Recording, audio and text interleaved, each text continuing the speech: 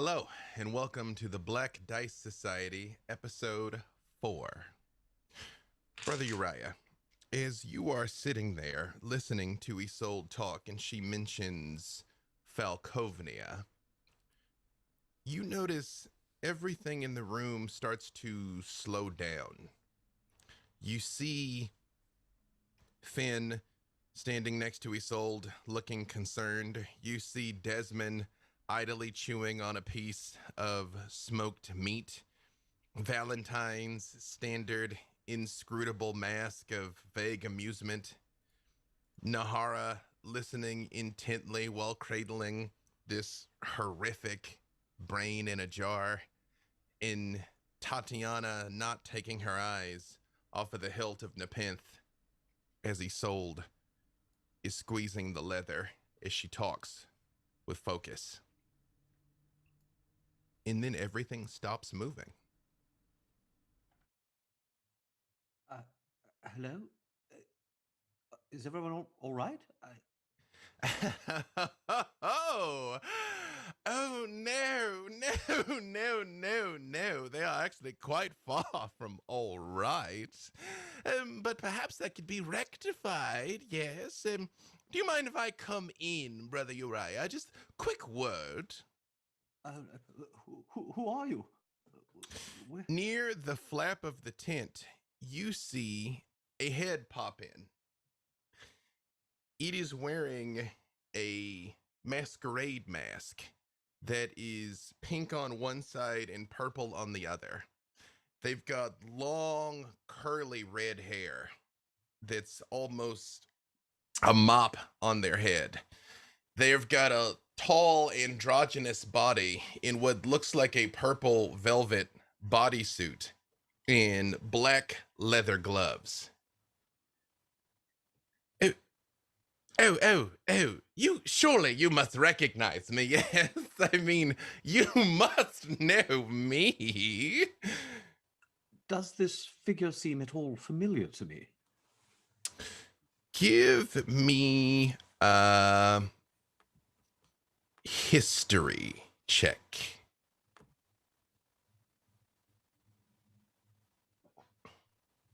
$16. It is not someone you've met, that it is someone you've heard of. Oskanar Eris, who is a notoriously libertine and foppish member of the Eris family from Il Aluk. They are probably one of, if not the most influential families outside of, Aslan himself. Nobility, then. After a fashion. This would fit their description. What would their title be? Don't really have one. Sort of a duchess's nephew, just someone of influence, as far as you can recall. Am I aware what pronoun they would prefer? As far as you're aware, he's a he, him. My lord, you have me at a disadvantage.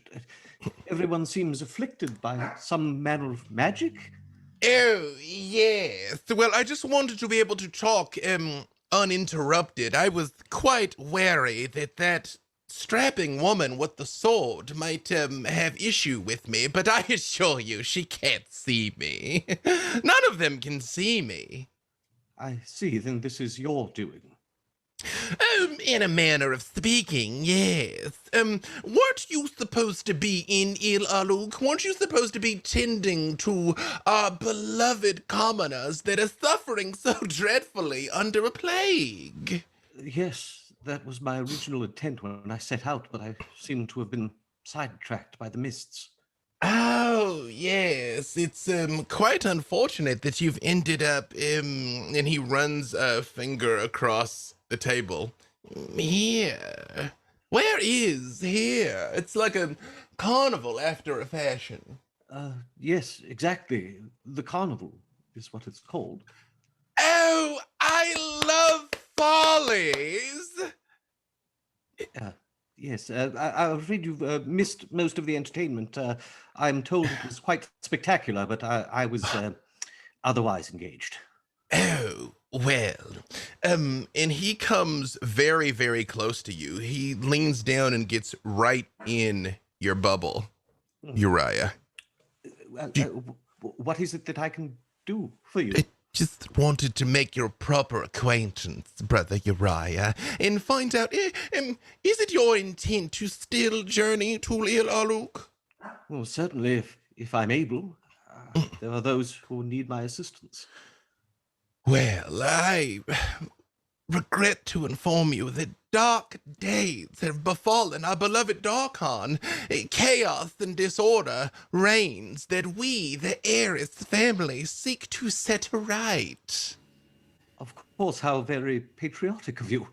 Yes, to the glory of Darkon and so on and so forth, yes. Yes, I am aware of some of the troubles. There seemed to be much turmoil and reports that travel was becoming impossible.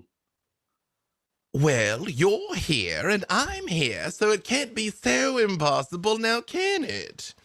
Yes, very good. He reaches out and smooths the sides of your hat. Well, we are going to have need of brave, wise men such as yourself, who might help us restore the order to the land, to heal the sick and unite our fractured people. Well, of course, that is always the aim of the Church of Ezra. I'm sure my superiors would be the ones to contact for formalizing any cooperation. Yes, I'm nothing if not informal. And he sits on your lap. Do you mind? This is okay, right? Yes, of course. Don't you look a little pale yourself? Do you have a bout of the plague as well? No. Shall I inspect you? I assure you, I am not suffering from the plague. I just suffer from a nervous disposition. Yes, well, I can understand why current events would create a certain unease of spirit. I assure you, it's all going to be well. The Heiress family shall be victorious as we always are. Yeah. Hurrah! Hip, hip, yes. And he turns and looks at Isolde.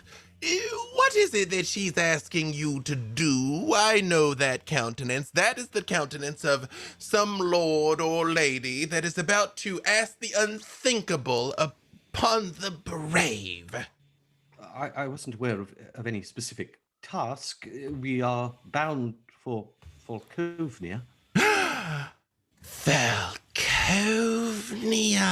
What a dreadful place! Yes, I've not heard much news from there, of course, since I was a lad. But why have you come? Well, I heard you speaking a moment ago. You said, to quest for justice is a noble endeavor. Yeah, something like that, yes. Justice, yes, quite important. I just wanted to check in on the current affairs of one of the heroes of Darkon. Hero? Yes. You flatter me, sir. Oh, it's well earned, I assure you. Yes, well, I shall leave you to this for now. Please mind yourself and your surroundings in Falkovnia. You represent not just yourself, but all the glory of Darkon, you know. All eyes are upon you. Upon me? Yes. Very well, I shall endeavor to rise to the occasion. I would quite enjoy seeing you endeavor to rise, Brother Uriah. Tell me, before I depart, is there anything that I can do for you? Any way that I might assist you? Information, perhaps? Oh, yes. There is one thing I will bestow upon you, but it must be our secret. Secret? I'm not sure. I mean, my companions must be kept informed of any pertinent goings-on, of course.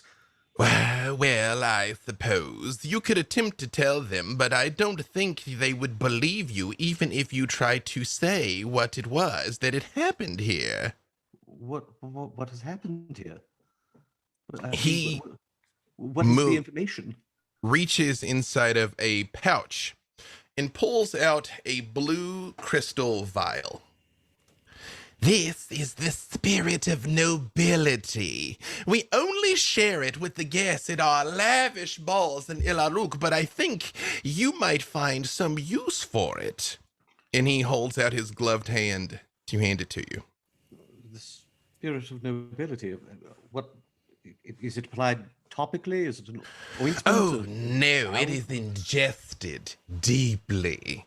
It will bestow upon you, well, yes, it will lighten your heart and mood, of course, but it also will render you invisible for an entire night. Until daybreak comes, really. You can move about, you could do anything, and no one could see you. Very ingenious, I'm sure. Hardly seems proper, but yes, I suppose it could be useful.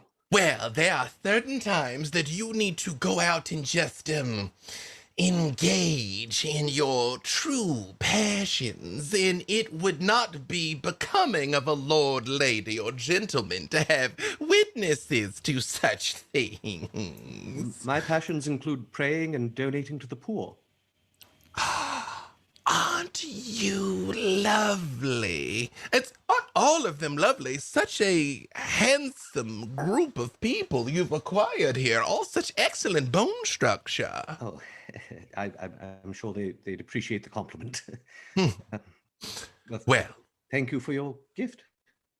He stands up and stretches like, well, I believe that will be quite enough. I assume I've been able to elude detection, but the longer I linger here, the more likely the true ruler of this carnival is to become aware of my presence, and they might be quite cross.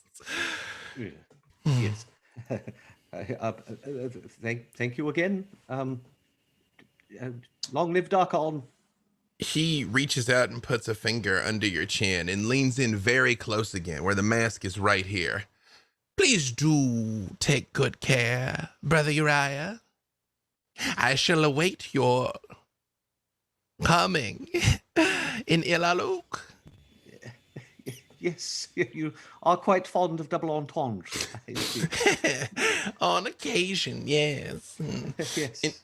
He walks by, and Nahara is still holding the brain in a jar, and says,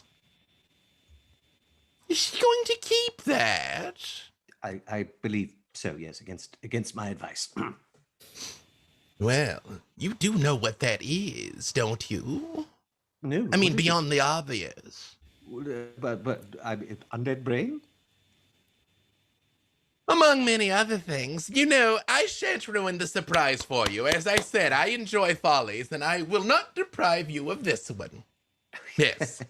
Best of luck, Brother Uriah. May Ezra watch over you. I don't know how blessings of... I don't know. We'll see you. Goodbye.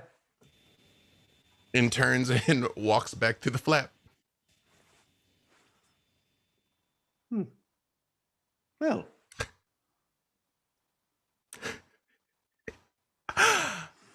And hello, and welcome to the Black Dice Society, episode 4, Vergissmeinnicht, or Forget Me Not. And yes, my German is quite rusty. This is a Ravenloft stream, although you may not have been able to tell from that intro sequence. Ravenloft is a horror setting. This game deals with darker themes than you usually encounter in D&D or many other games for that matter, so do be advised.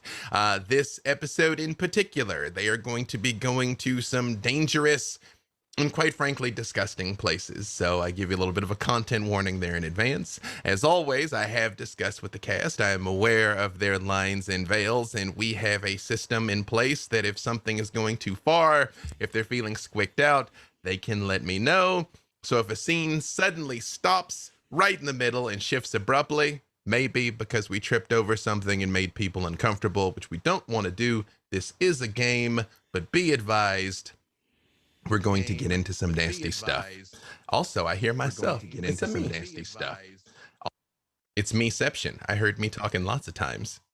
Now, with that being said, let us meet our cast, and I'm going to go in the order in which that you all are on my screen, but we're going to start with the lovely Brother Uriah. Hello, I'm Mark Meir, and I play, as you have just witnessed, Brother Uriah, who is a priest of Ezra and a cleric of the grave. DJ. Oh, hi, I'm DJ Knight. I'm playing Desmond, a human ranger inflicted with lycanthropy. Nora. Hello, I'm Nora Ibrahim, and I am playing Nahara, an undead Azamar. Wait, let me. I always get this confused. I have to say it like all in an order. An Azamar, undead. Right, an Azamar, reborn, undead, warlock. There we go. I got it. We got there. I'm not gonna give you a hard time. I'm shocked I got the name of the show right. So we're doing great. Tanya. Hello, my name is Tanya. I play Fen, your Drow Dumpure Blood Hunter. Sage. Hi, I'm Sage Ryan, but tonight I am Valentine. Valentine was once a high half-elf, but is now a reborn aberrant mind sorcerer. You know, a marked improvement, I think, if you think about it, just like statistically. We both couldn't agree more. And last, but certainly not least, Master of Special Effects, Becca. Hello, it is I. I do not know the special effects you speak of. I am Becca Scott, hello, and I am playing Tatiana, who is an Air Genasi barbarian that loves to smash, but also is deeply bound by honor. You know, just add me next time you make a character, Becca. Just add me next time. Also, as an aside, before we go too far, as of yesterday, our sister show, our sibling show, Into the Motherlands, has returned, featuring Tanya DePass and DJ Knight. So also now I'm hearing mood music. What is the, but so yes, welcome back, Motherlands. That is on twitch.tv/Cypher of Tyr. Are the first seasons up on your YouTube as well, correct? It is. Yes. It is. And there will be a VOD before people ask. Yes, there's a VOD and a podcast.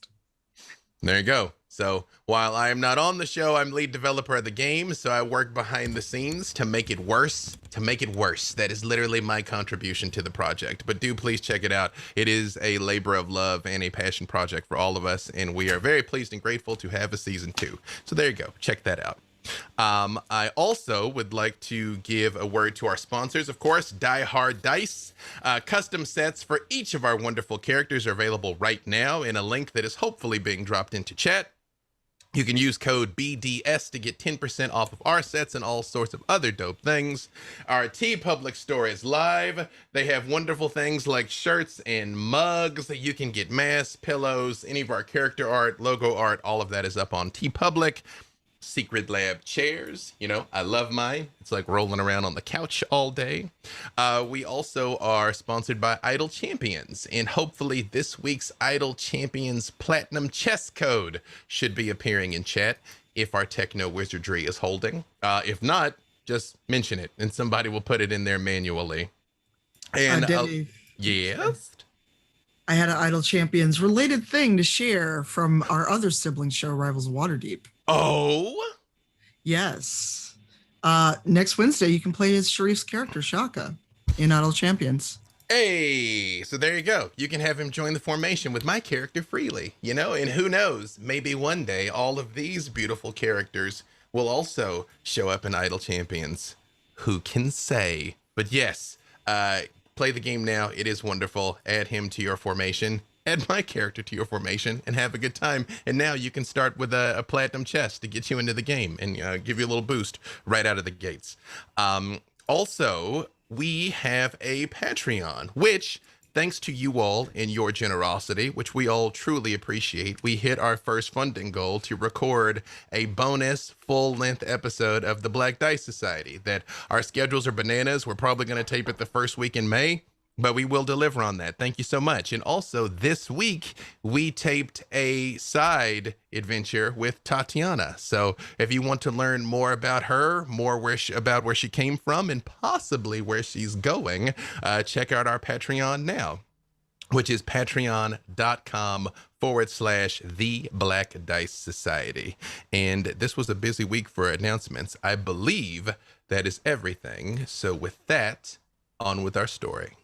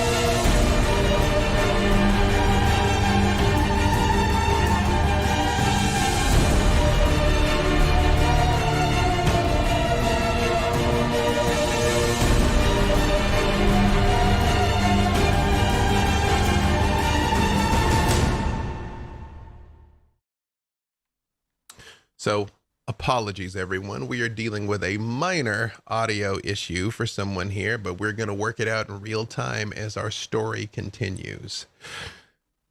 Brother Uriah, having presumably slipped this vial into a hidden pocket, everything starts back up like nothing happened. Isolde, the stern and towering Eladrin, is sitting before you inside of her tent with Nepenthe driven into the ground, holding on to it. She had just asked you all about doing a favor for her, and in exchange, she would deliver you wherever you needed to go, because the carnival is capable of going anywhere. 4 members of a scouting party from the carnival, who, Finn, you would know, sort of pull double duty. When the carnival pulls into town, they sweep out and secure the area, but also hand out flyers and tickets to people that they come across. So it is equal parts defense and marketing. But 4 people left to go out into the mist and didn't come back. Isolde has asked you all to locate them, because if they're in trouble, she wants to send help. And if they are deserters, she wants justice delivered to them as swiftly as possible. The last thing she had said as she had driven the sword into the ground is, "What do you all know about Falkovnia?" Falkovnia? Yes, I mean, I know it is a land, a kingdom. There hasn't been contact with them and Darkon since I was a boy. I did see a suit of Falkovnian armor at the University of Ilanuk at one point, but I understand their laws are quite harsh and their ruler is quite stern. That is a fair assessment of the place. I have not set foot in there in quite some time myself. To tell you the truth, we are already in Falkovnia now, but I have parked the carnival at the far extreme edge so that we could beat a hasty exit should we have to. Falkovnia is a land of war and chaos and in ruin, which I realize you might be thinking, why did I bring the carnival here? But my purpose was dual. I believe these people no matter how they suffer, still deserve a bit of entertainment on occasion, and more importantly, my quest to find the caller led me here. It is in Falkovnia, so I am in Falkovnia.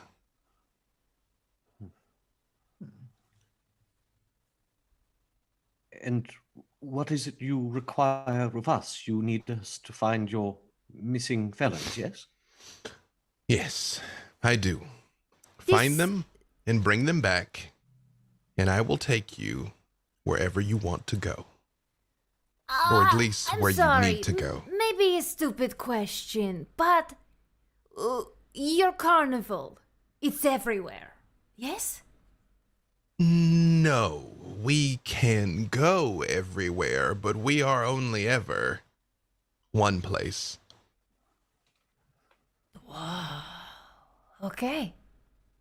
I didn't know I believe that you it are was muted, possible. Valentine. Oh, no, I was just Oh. trying to figure out how to approach this with Tatiana. It travels like we do. So, like, we pack up and we move. Mm-hmm. They Yes. just pack up the whole carnival and they move with it. But it would appear unlike a normal traveling carnival. No, I This don't think one. I don't think you pack, Isolt. Do you pack? Oh, yes, no, what Valentine has told you is quite correct. Oh, I thought it was like a mystical, like you're just here and then you're there. No. So it's not as cool as I thought. Got it. Sorry. You are new here, Tatiana. You will find travel through the mists are difficult, dangerous, and unpredictable. The carnival is one of the very few guaranteed ways to travel safely. Okay, this has been safe so far. Honestly, I don't think the mists are as bad as everyone says. Speaking of safety, Isolde, correct me if I'm mistaken, but from the tales when I was a child, I recall Falkovnia being most unwelcoming to outsiders, particularly those who were not human. Need we worry about the authorities? Correct me if I'm mistaken, but Yeah. from the tales when I was Yes, Nahara, your audio is coming through. There we go. Thanks. but that's proof that it worked. Welcome back, Nahara. Thank you. Still figuring all this out. I Give me a second. understand. We have been smoten by the tech gods more often than not, so it has happened to all of us. She sort of leans forward, almost resting her chin on the hilt of Nepenthe, and says, "It is difficult to understand what exactly may or may not be taking place inside of Falkovnia. Although we travel freely, we still must respect the wishes of those that dwell there.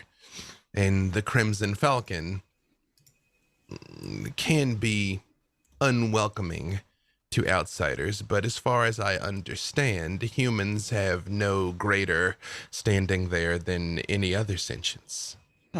Good. Good. Then my friends will not come under the authorities' scrutiny. At least not for their ancestry, no. Ah.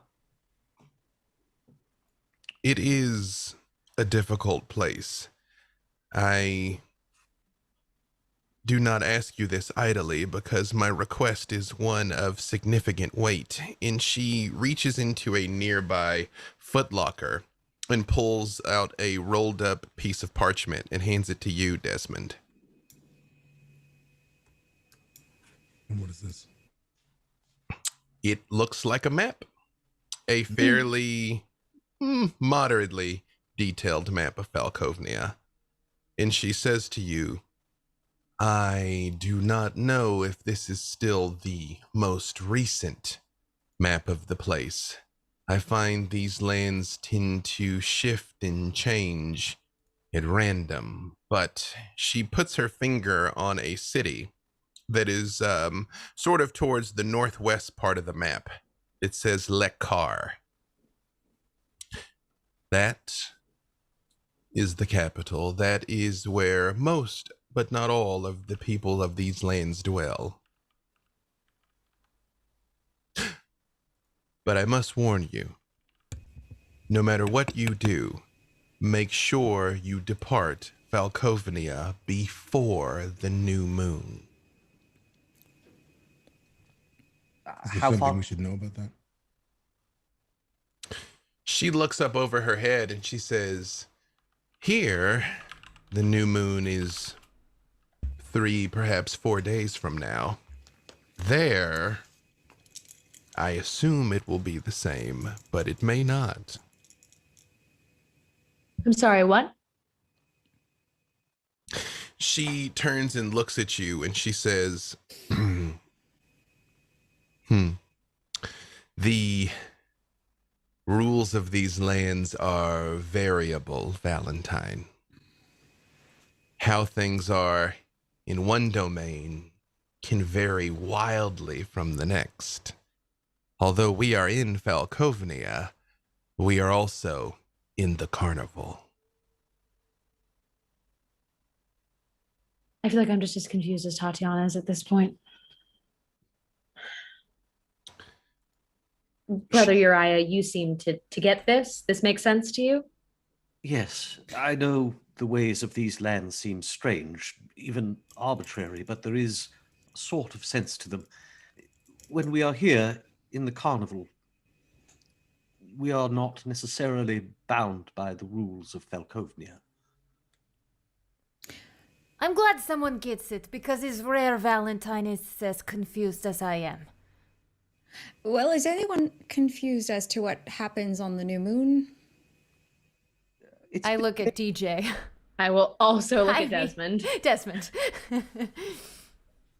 I would very much like to know what's different about the new moon there. You were about to say something, Brother Uriah? Yes, I'm also curious as to why exactly the new moon is such a hard and fast deadline. There is a great conflict in Falkovnia, a conflict that is nearing its conclusion. Great battles are waged every new moon. Great battles that you will not want to be present for. And I do not wish for our scouts to be present for. Yes, that seems very wise. Are you sure this will not be a great training exercise for you, brother? Training exercise? Well, perhaps it's best to stick to some textbooks for that rather than some field work. No, it's best in the field. A battle is the only place to really learn. No. We could spar later if you want. I hardly think I am your match, Tatiana. I would go easy.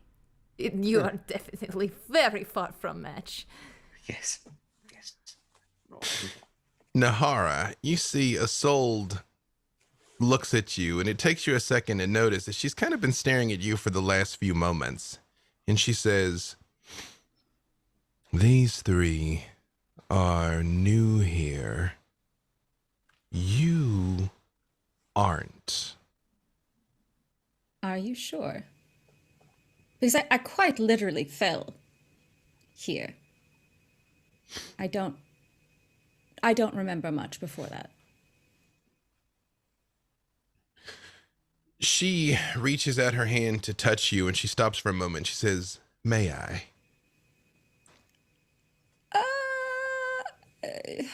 All right. I will not harm you. I will hesitantly step closer. She reaches out and puts her hand on your forehead. And although her fingers are fine, they are very long because she's still well over 7 feet tall. So Okay. And you see her eyes turn white for a second. And she says,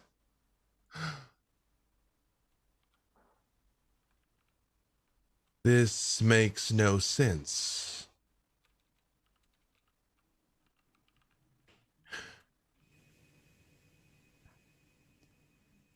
I see very little past the day before yesterday. You're telling me. Yet you clearly are not a child. It is as if it is being hidden, not just from me, but from you. Yes, but why? I'm trying to figure that out. You see, I went to go speak to that woman who was supposed to tell me why, answer some questions for me in exchange for a price. And even she wouldn't tell me. Turned me away. What woman? At the Pitwick market? Yes. Fen. Do you Yes. remember the name of that woman? No, but when she tried to look through her one memory, she recoiled and went into her lodging and actually gave the memory back. I've never seen that before. And said something about, and said, yes, she did mention saying something about, oh, he can see you, or he could see us, or something to that extent. I have never known those foul creatures of the Pitwick market to give a refund for anything. I will meditate on this. However, I have learned one thing about you that should be quite useful for the rest of you. You are a mistwalker. What does that mean? You are capable of navigating the mists intentionally, of arriving at a destination willfully, whereas most, apologies, Brother Uriah, and to the rest of you for that matter, simply get swept up and deposited somewhere. Nahara is capable of intentional navigation.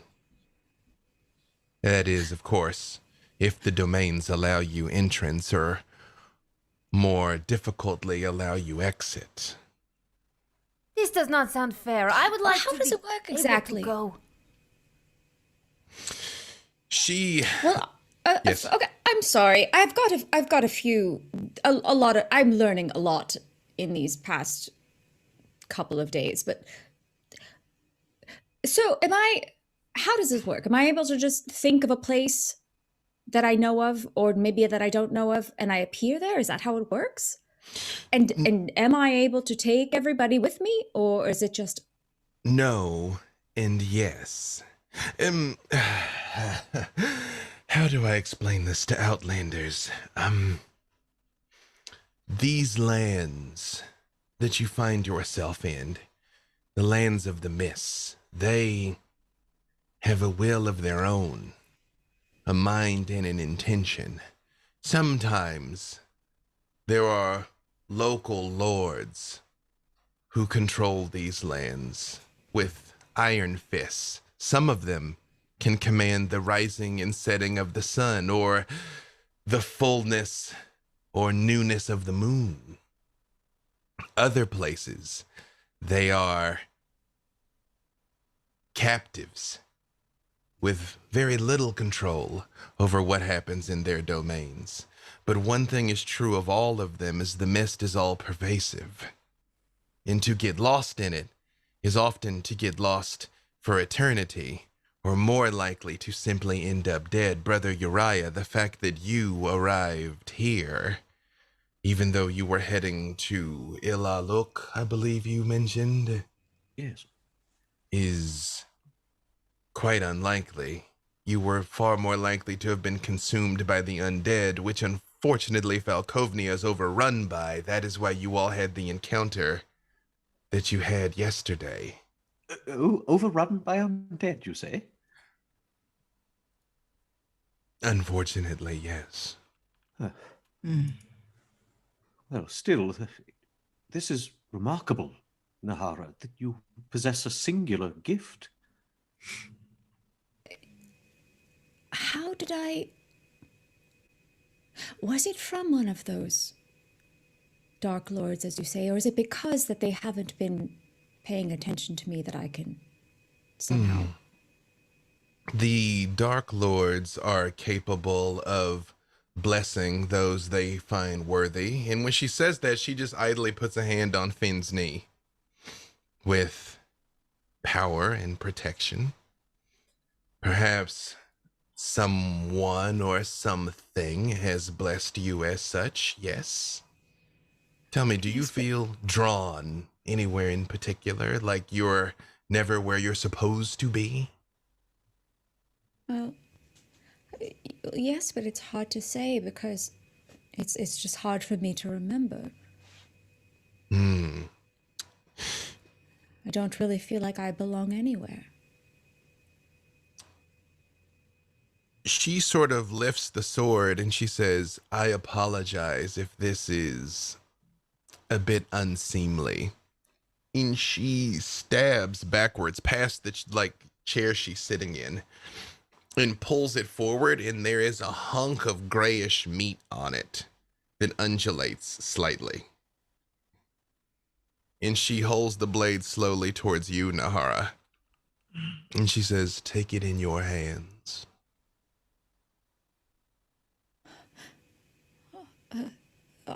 All right. When you take it, you feel it tenses like it is made out of muscle and begins wriggling like it's trying to, like it is aggravated by you touching it, but you hold it easily.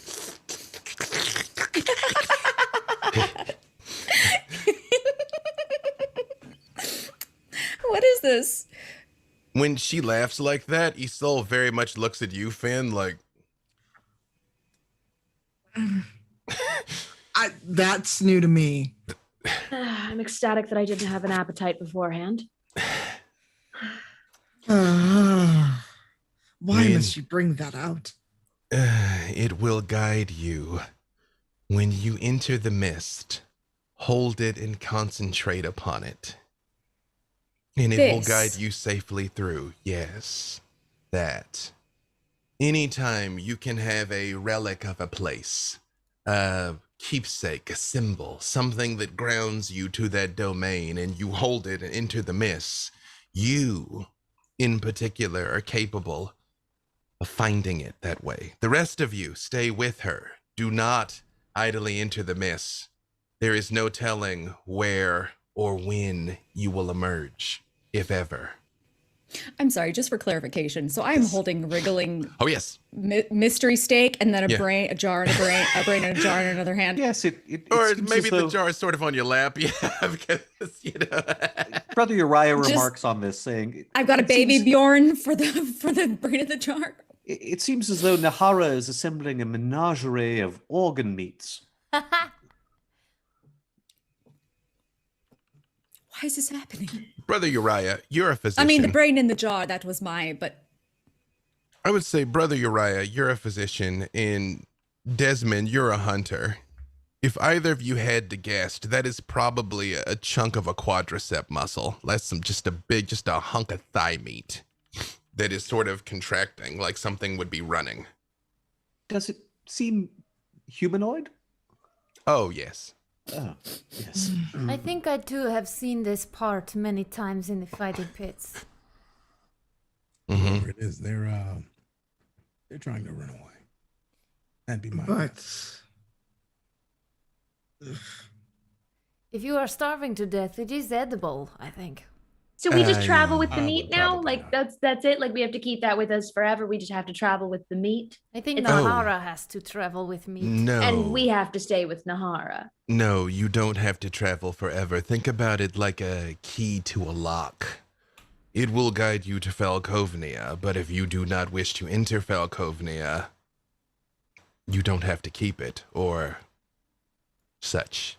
So to enter Falkovnia, we have to come bearing twitching meat. It's a key in a lock. So I know this is going to seem weird. Right. All right, well... Meat is it? What? That's probably a question I don't want to know the answer to, but that looks like a person's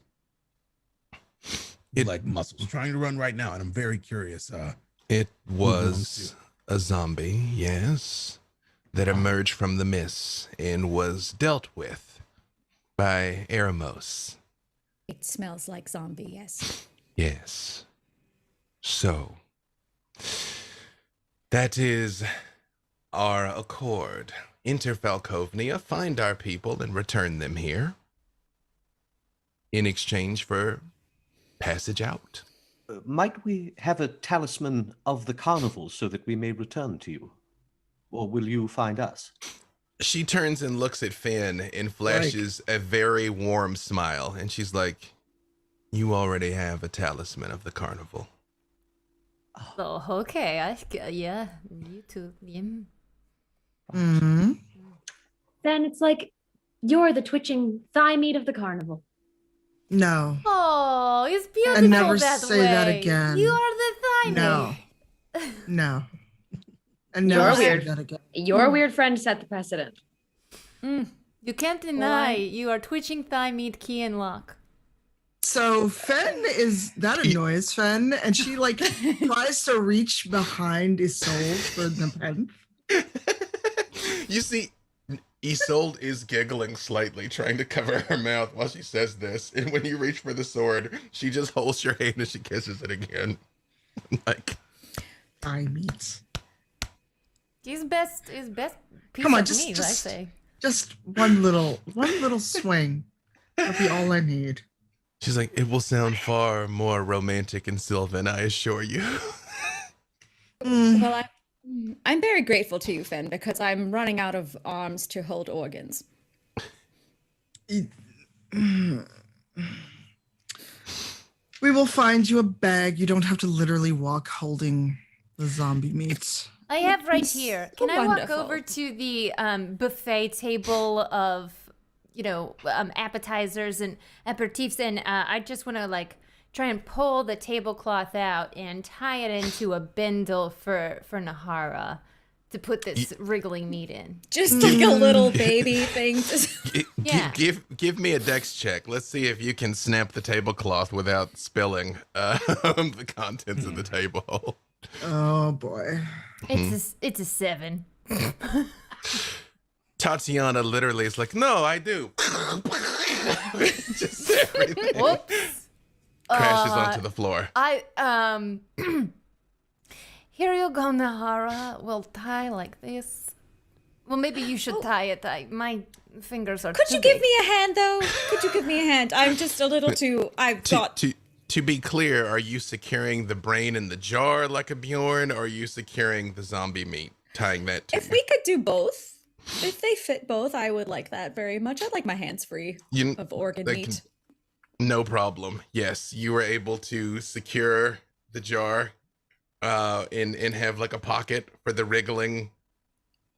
And it does keep wriggling. Suggestion, put meat inside jar with brain, one jar. Oh, do you think it fits? And I'll take the brain out. 2 zombies, 1 jar. Yeah. Give me a wisdom save. Horror comes in many forms. That's all I have to say. If you will give me a moment, I am so sorry. When I had to call back in, I lost the my character sheet. I understand. It seemed like a reboot situation. It very much was. Very much was. I am almost there. I'm sorry, we said a wisdom save, yes? Wisdom save, yes, please. That is a dirty 20. When you unscrew the lid of the jar, you are completely aware it does not want you to put that piece of zombie meat in here. You just know intrinsically it doesn't want it. Okay. It was a good thought in theory, Tatiana. But I'm afraid something terrible might happen. It's If your I jar, should- your doesn't zombie like the meat. shape. I am not offended. You don't like my ideas. It's fine. Oh no, I love your idea. I'm just afraid that something terrible might happen, and so I'm just having. I will just have to live with it wriggling on its own in this makeshift baby Bjorn. Okay, it's your brain. I'm gonna go back over to where all the food spilled and just very inelegantly scoop it all up in my arms as best I can and just set it in the table in a unflattering pile. I'm so glad you still have an appetite. We lost your audio, we did. I was muted. That's you didn't lose it so much as I took it from you. Isolde just sort of like shakes her head a little bit and says, "You all are a colorful band, but you have access to our supplies here. What remains of them?" She says, looking at the like knocked over food and stuff. She's like, "You might fulfill your rations and your packs. I get the distinct impression at least 3 of you were not intending to travel." She says, looking at your very elegant gown, Valentine. Can't imagine what you mean by that. "And once you are prepared, set into the mist. We will remain here for as long as possible, but even if we move, you should be able to find us." Thank you. Thank you so much for your hospitality. We shall endeavor to fulfill your task. You see, she looks at you and she's like, "Yes, I," and she stops and she just looks at you very intently, Brother Uriah. And she stands up, where she towers far over you and leans down and looks at your face. And she's like, "Are you all right, brother?" I believe so. I was injured, but I've quite recovered. Sorry, I just got the strangest feeling all of a sudden. Oh, yes? I'm sure it's nothing. May Ezra watch over you. Thank you. And also over you. And That just gets a raised eyebrow from Finn, like, you've seen that look before, Finn. It's usually before she cuts somebody's head off. But she does back down. Usually she's like, what? Oh, okay.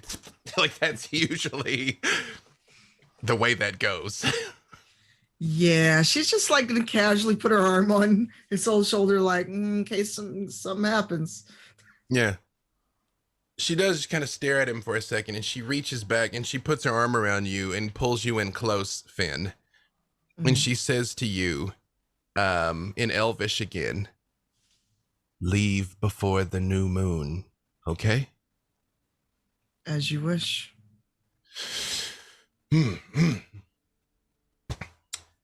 I need to make my rounds, make sure that all is in order. I will see you all when you return. And she sweeps out of the tent, carrying Nepenthe, of course, with her. That is quite a lady and quite a weapon, I must say. Indeed, most formidable. I hope to see her slice more heads with it someday. That's all you want to see, yes? Oh, yes, no, I wouldn't, no, we are friends. There is a code. I would never. We'll see. What? Do we have to bring twitching zombie meat every time we need to enter a realm? I believe that is specific to Falkovnia, though I'm at a loss as to why a quivering chunk of zombie flesh is particularly indicative of that realm. I don't think it needs to be anything particular. It needs to be a thing from the place. Yes, and perhaps the zombie in question originated in Falkovnia. Oh, perhaps. Yes. I'm just hoping we don't have to enter many more of these. We should be able to go out and find their friends, bring them back, and, well, get the hell out of here. Yes. I believe I am already well provisioned. Does anyone need to grab anything from the carnival stores? I would not mind one trip to the tents if I can go alone, if no one else needs just a quick... The tents where your friend was. Oh, Oh, is he there? Well, maybe I'll just say goodbye. We will be coming back here. Right, well, I could die a warrior's Actually, death any day, so I don't make bets like that. Tatiana, I actually left something over there, if you wouldn't mind. It was just an extra satchel of mine. You had a satchel when we were transported through these mists in the middle of a battle? I'm gonna telepathic speech to Tatiana. I'm trying to give you an out. My God, just go. I'll get your satchel. Excellent. Take see your you in a time. bit. Tatiana goes to Litwick Market. As you are departing, presumably to find Corridor, Please, maybe. I'll kick around Valentine. some rocks, see who walks by. Valentine, you feel what is becoming a familiar stirring at the base of your spine. Well, aren't you generous? Such an excellent wingmate.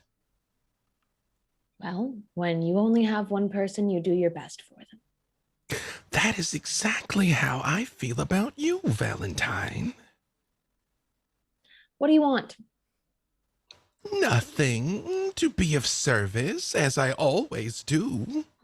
Nope, I do not believe that at all, actually. If you could see me, I look devastated right now. Do you have a form? Is there something to be seen? Yes, although perhaps we could agree upon a visible manifestation, something that only you will see, something that would be helpful. What do you say? That sounds like I would look insane. Fine. We'll just keep it to a figment of your imagination, which is completely sane, of course. What do you want? You want to have a physical form that I can see when you appear, and only I just thought it would be helpful for you. fine. And immediately on the floor in front of you, an absolutely beautiful black cat appears. It is long and supple with a sheen to its fur that sparkles slightly when the light hits it. And Tregram looks down and is like, oh, this will do wonderfully. You gonna harm the cat? Oh, no, the cat doesn't exist. It's just a conceptual cat. Great, sure. Mm-hmm. Really, I can look like whatever you want. I didn't want to be too cliche and look like a raven or something, although I suppose a black cat is fairly close. The cat will do just fine. Yes, well, a brain in a jar was already taken. What do you know about that? I know what you know about that. Nothing Oh, more. well, you mean the fact that I said, would you like some help, and then it came to life and immediately devastated all of your adversaries? Do I know anything about that? Yes. No. I feel like we should establish some kind of code. If you're going to live inside of my skull, I would appreciate if we were honest with each other.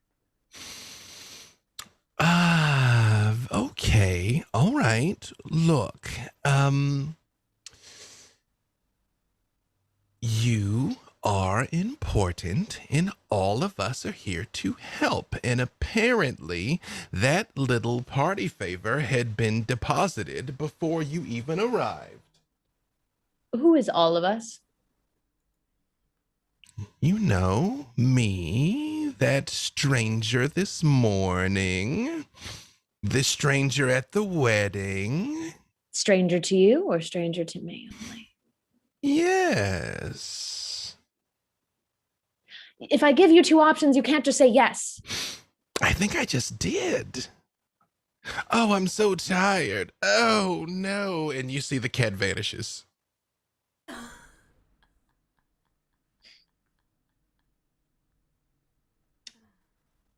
Hello, What?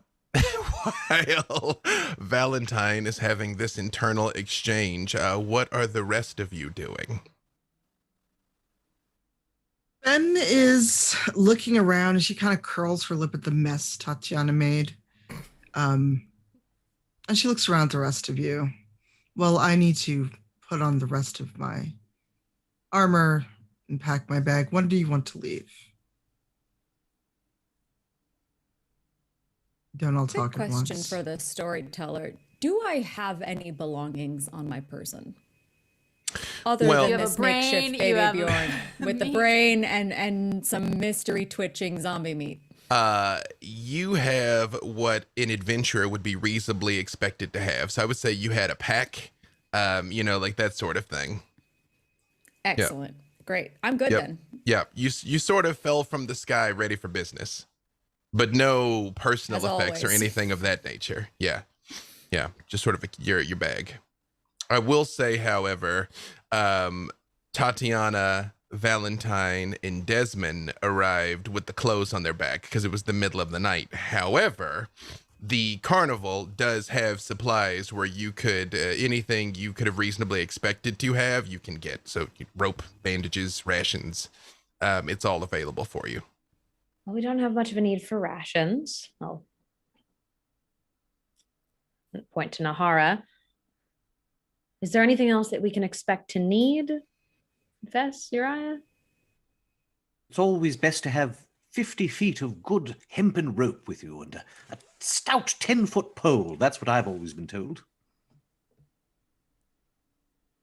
Is there anywhere here that sells anything shiny? Oh, you could get anything you want, but you're starting to catch on that unless, now you sort of know the right people where you could get higher quality stuff, but most of it is costume jewelry and junk.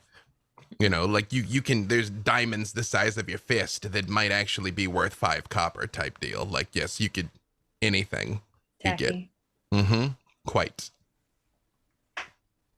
Well, then I'm okay. Tatiana, when you arrive at Litwick Market, you easily locate Corridor. I was very happy to see you, lass. But I was wandering through. I don't know. Do you have anything? Is there a sale for my lady? She likes shiny things. one thing you notice is Litwick Market is now 3 times larger. There are far more stalls than there were before. How come And there's some of more them are people? much larger. He looks around and he's like, oh, well, the longer that the carnival stays put, the more Litwick Market expands, you see. Everyone knows that this is the place to be, as there's more customers, there's more opportunities for commerce, and we sort of expand a bit. Well, if I'd known there's so many other possible vendors, I never would have come to Oh, your no. stall. And he gently takes your hands. He's like, I assure you, you're located the finest that we have to offer here immediately. Something shiny, you say? Yeah, shiny. And what will you trade me for it? Let's see. I have rope. I have rope. I do not require the rope so much as perhaps what might be accomplished with it, if you understand my meaning. Fade to black. And you return with a bunch of shiny things. Yeah. A number of shinies, yes. I do tell him, you may not see me probably forever, so this is goodbye. Well, should you make your way back to the carnival, I assure you if I'm not here, I will not be far behind. That's okay. I do not mind.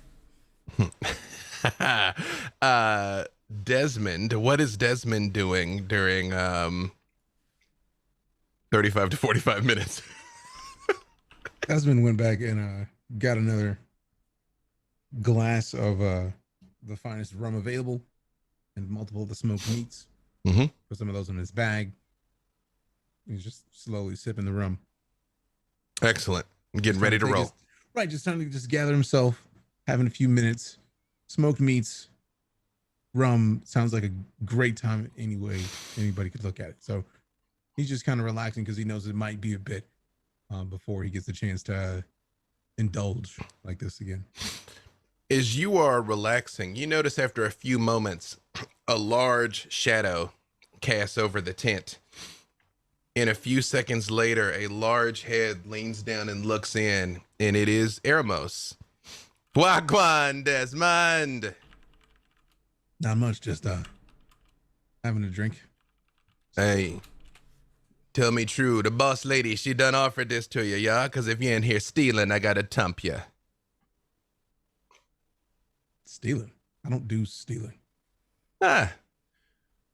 What do you do sharing then?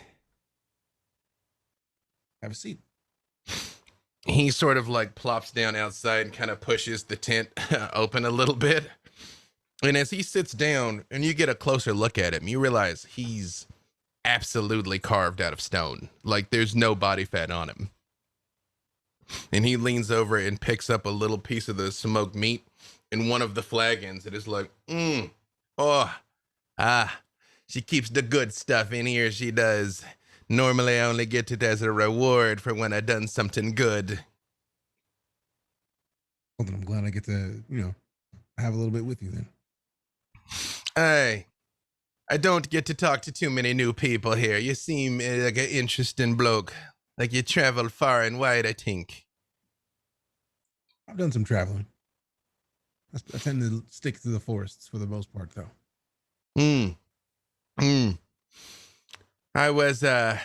I spent some time in the forest myself. I came into my size young, was always bumping me heads in the towns and civilized places, Seems like a great place to be then, actually. The forest is fantastic. Nice trees, nice breezes, relaxing shade.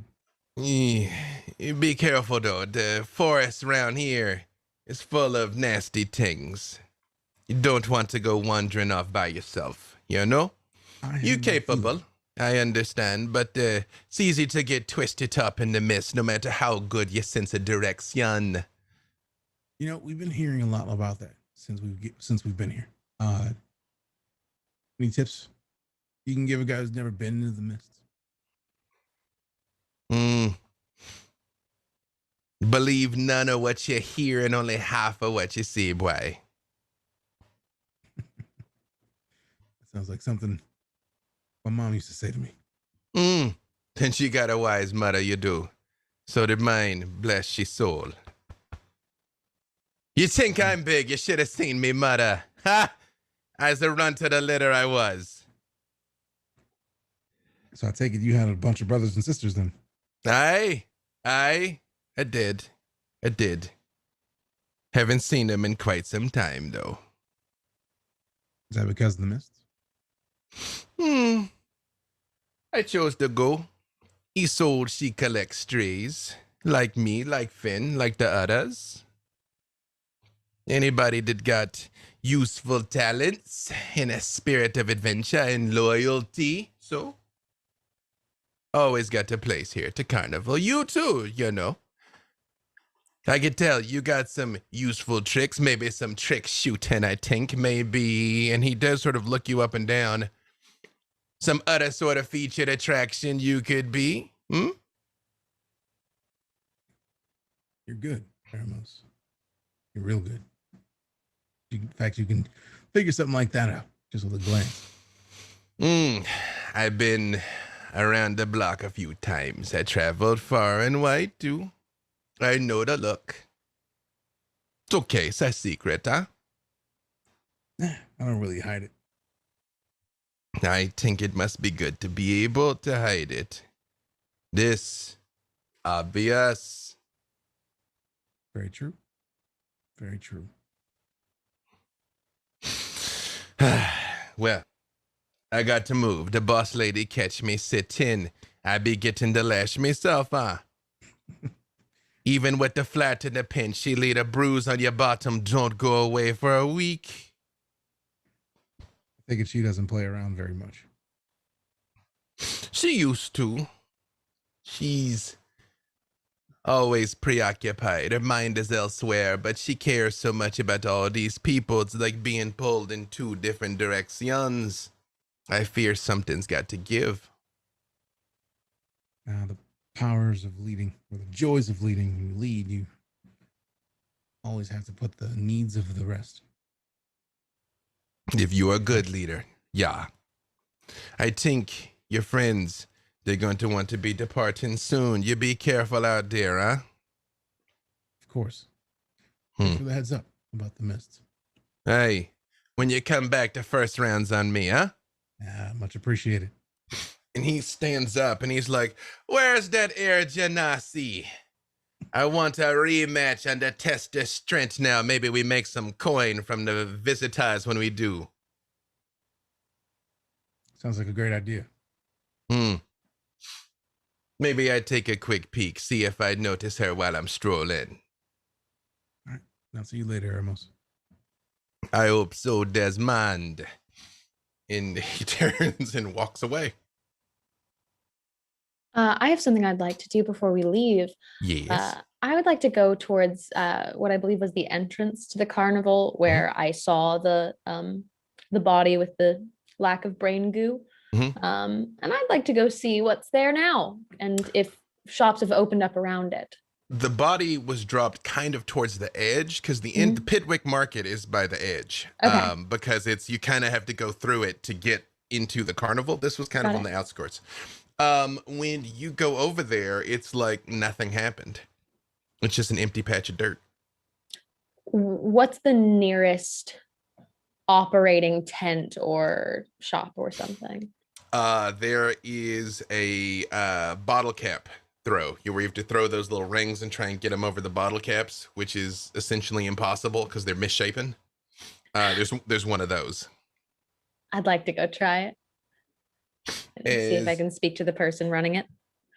As you walk over, there is a dwarf, a very pale, ashen gray dwarf. Step right up, try your luck. I will. And I'll pick them up, and I would just like to send a message and just say, anything different when you open this morning? You're doing this mentally? Yep. And he's Telepathic. like, he sort of stops for a second and he looks back at you, and you're aware he's doing it too. He's not just responding to you, he's capable of this. Excellent. And he says, maybe. Who's asking? The name is Valentine. It's a pleasure. Lovely to meet you, Valentine. They just call me Rock. A pleasure, Rock. It seems like you and I are similar in a way, and I'm curious if you noticed something different or dead recently. He sort of like scratches his beard a little bit. And he says, you were just meeting with the boss lady, right? I was. Important point of clarification. Is this you asking or her asking? Oh, just you and I. Between friends. Well, yeah. Came along, somebody was laying there. Pockets turned inside out. Figured he got a little wordy over a game of cards or something and got shanked in the brainstem. Dragged him out into the woods myself. Is that normal here? He looks at you and he just smiles and he says, I don't know if anything's normal here. But we don't hold a lot of funerals, even though we might have a lot of dearly departed, if that makes sense. Noted. I'm tossing rings as this happens. Give me Dex with disadvantage. Disadvantage. Okay. That is a 12. You are sure it was dead on, and it clangs over to the side. And when it does, he goes, "Oh, well, since we's friends." He pulls the remaining rings away from you and picks up a different stack of rings. He's like, it might be a bit more even-handed now. Should I roll for it again? Now it's advantage. Heck yeah. All right. Excellent. That is a 19. Immediately, clang. And he's like, "Oh, you win a prize." And he's got all manner of stuffed creatures, but most of them, like, they're not like teddy bears and dragons and things. They're like odd things you've never seen before. One of them looks like a large plant, and it looks like in the middle of a plant is a person trying to escape the plant. There's what looks like a person with no bones. It's just like very floppy. There is a headless horseman. There is a bizarre spindly cat type creature with an oversized head and very long fangs, but all stuffed like they're toys. I'll take the boneless one. And he hands it to you. Any parting advice for a friend?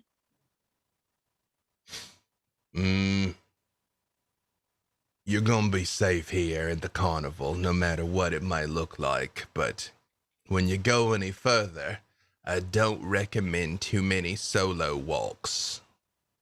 Noted. I'd like to head back to find the party, particularly Brother Uriah. Oh, please go ahead. Before you do, as you're turning to walk away, you hear his voice again. He goes, "Oh, that wasn't a mate of yours or anything, was it?" No. Well, for what it's worth, I give you my word as a Dwegar. I wasn't the one that took his life, simply the one that disposed of him. I believe that. Stay safe. You too. Oh, and then he starts yelling very loudly, "I can't believe she defeated my challenge so easily. Oh, I hope the next person isn't so lucky." And you see him very much putting those rings away and putting the garbage rings back out. I'm just showing off my stuffed animal. And you do, there is more, there's people here. And it's weird, Valentine, because again, you're always kind of keeping an eye on things. It's just, there's no one around, and then there's people around. And they're having a good time playing games and stuff, but you didn't see them walk up. You didn't see them buy tickets. They're just there now, playing games. Yeah, of course. Sure. Why not? I'd like to come back to the tent, and I'll hold the stuffed animal up and offer it up to Brother Uriah. Well, important point of clarification, is Brother Uriah in the tent when she gets back? Ooh. Yes, I think he could be. He sort of made it known that he wants to. He's been looking exceedingly nervous since Isolde left, and he actually has a couple of times like, "Have you seen Isolde?" passing people and just trying to speak to her. But yes, he is in the tent when Valentine returns. Well, I will say then, just if that's what you're doing, about the second time you ask, she's just right behind you. Hello. Yes, Uriah. And she's got Nepenthe, but Nepenthe is on her back. Isolde, I must beg your forgiveness. I have not been immediately forthcoming with you, but I believe that trust is important, and you have shown us great kindness. The moment you say I've not been immediately forthcoming, all of the noises of the carnival and the reverie stop. And she just says, "Oh." Yes, I thought it incumbent on me to inform you of something that happened to me earlier. When we were all in the tent speaking, everything stopped, and I was approached by an unusual figure, a Darkonian noble, if you would believe it. In my tent? Yes. He seemed to be employing some arcane means of avoiding discovery, but I thought you should know. What was the name of this noble? Oskanar. Oscana Eris. The family from Ilaluk. Yes, the same. You'd probably remember him if you met. A big mop of curly red hair. Enjoys masquerade masks. I don't make it to many high society functions, but this man was here in the carnival in my tent earlier. Yes. What did he say to you? It's maddeningly vague, to be honest. Something about me returning to Il Aluk and being of service and whatnot. He did seem quite keen to avoid detection by you.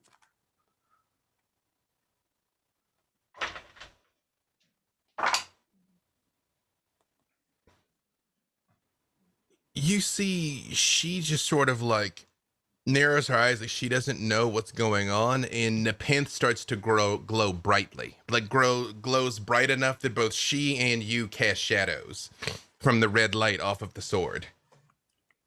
And she kind of touches the hilt for a second and she says, "No."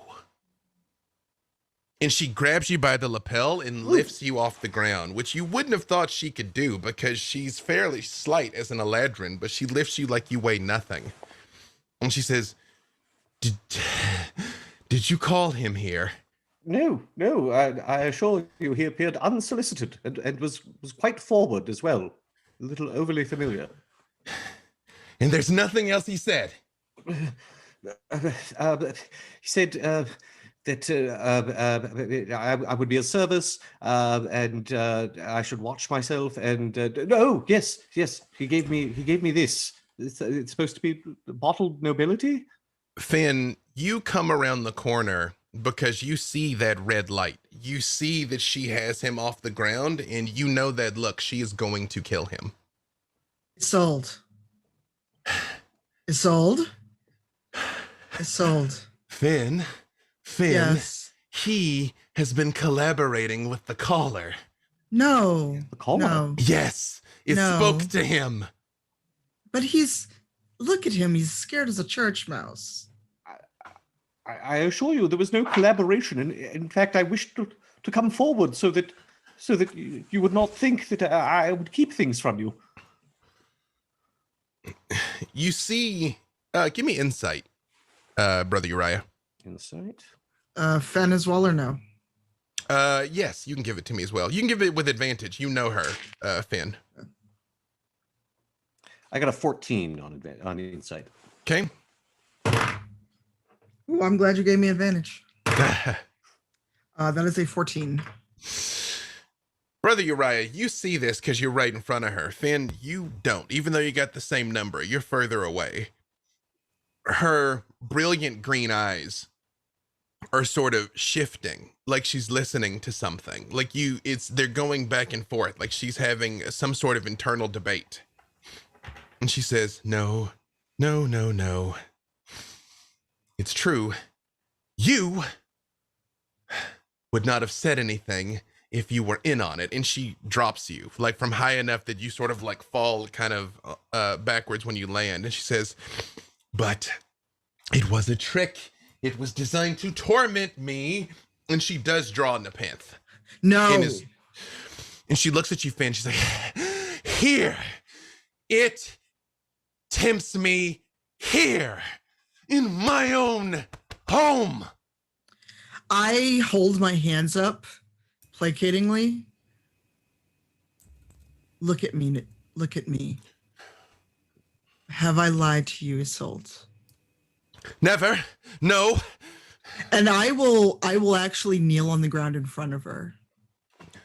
I swear to you, I saved this man's life when he was but a child. He is an honorable and good man. He only heard of the caller when the rest did. And I just look at her and it's like, if you believe me a liar, strike me dead here. She paces, like gripping the sword. And she's like, and she just points it at you, Uriah. And she's like, swear to me on your God, Ezra, that what you have spoken is the truth. I swear. I do not know what manner of malign creature this thing is that has approached me, but clearly it is something to be feared. She leans forward and she puts her foot on your chest and drives you to the ground, just like she did Bakali. It's like, ah! Ah! And all of you hear that yell. And see the red glow coming from over the tents. And she's like trembling, Finn. I grab her arm and I just tell Uriah to run. Run. Very well. Run. And I'll be using my full move. Hold her. Yeah. As you're holding, it takes you a second to be able to scoot from under her foot. But the rest of you kind of come into this clearing, and again, Nepenthe is glowing so brightly, all of you cast shadows as Brother Uriah is scuffling out from under her foot, and Finn has her arm. And you see she's just shaking.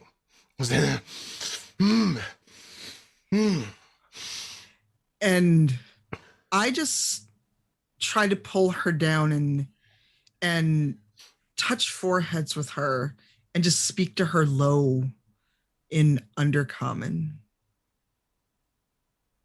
Isolde, I swear to you, on the people I left behind, upon my sire, that man is not collaborating. Do you know that I would not easily swear my life? Do you know that I would not easily forswear myself for a human, even if I did save him once? He owes me his life, not the other way around. She replies to you, not in Undercommon, but in Elvish, in that same odd cadence she was speaking before. If the caller sought to use him against me, how do I know he will not be used against me again? I can only be sure if he's dead. Isolde, killing him will not solve your fight with the caller. We're going to go find him. Did I not swear to you?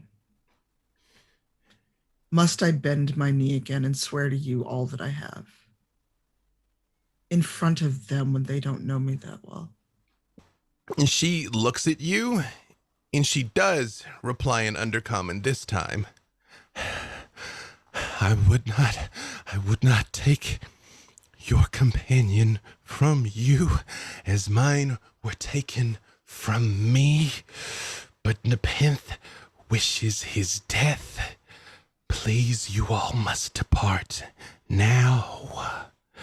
I will regain my composure, but set about now.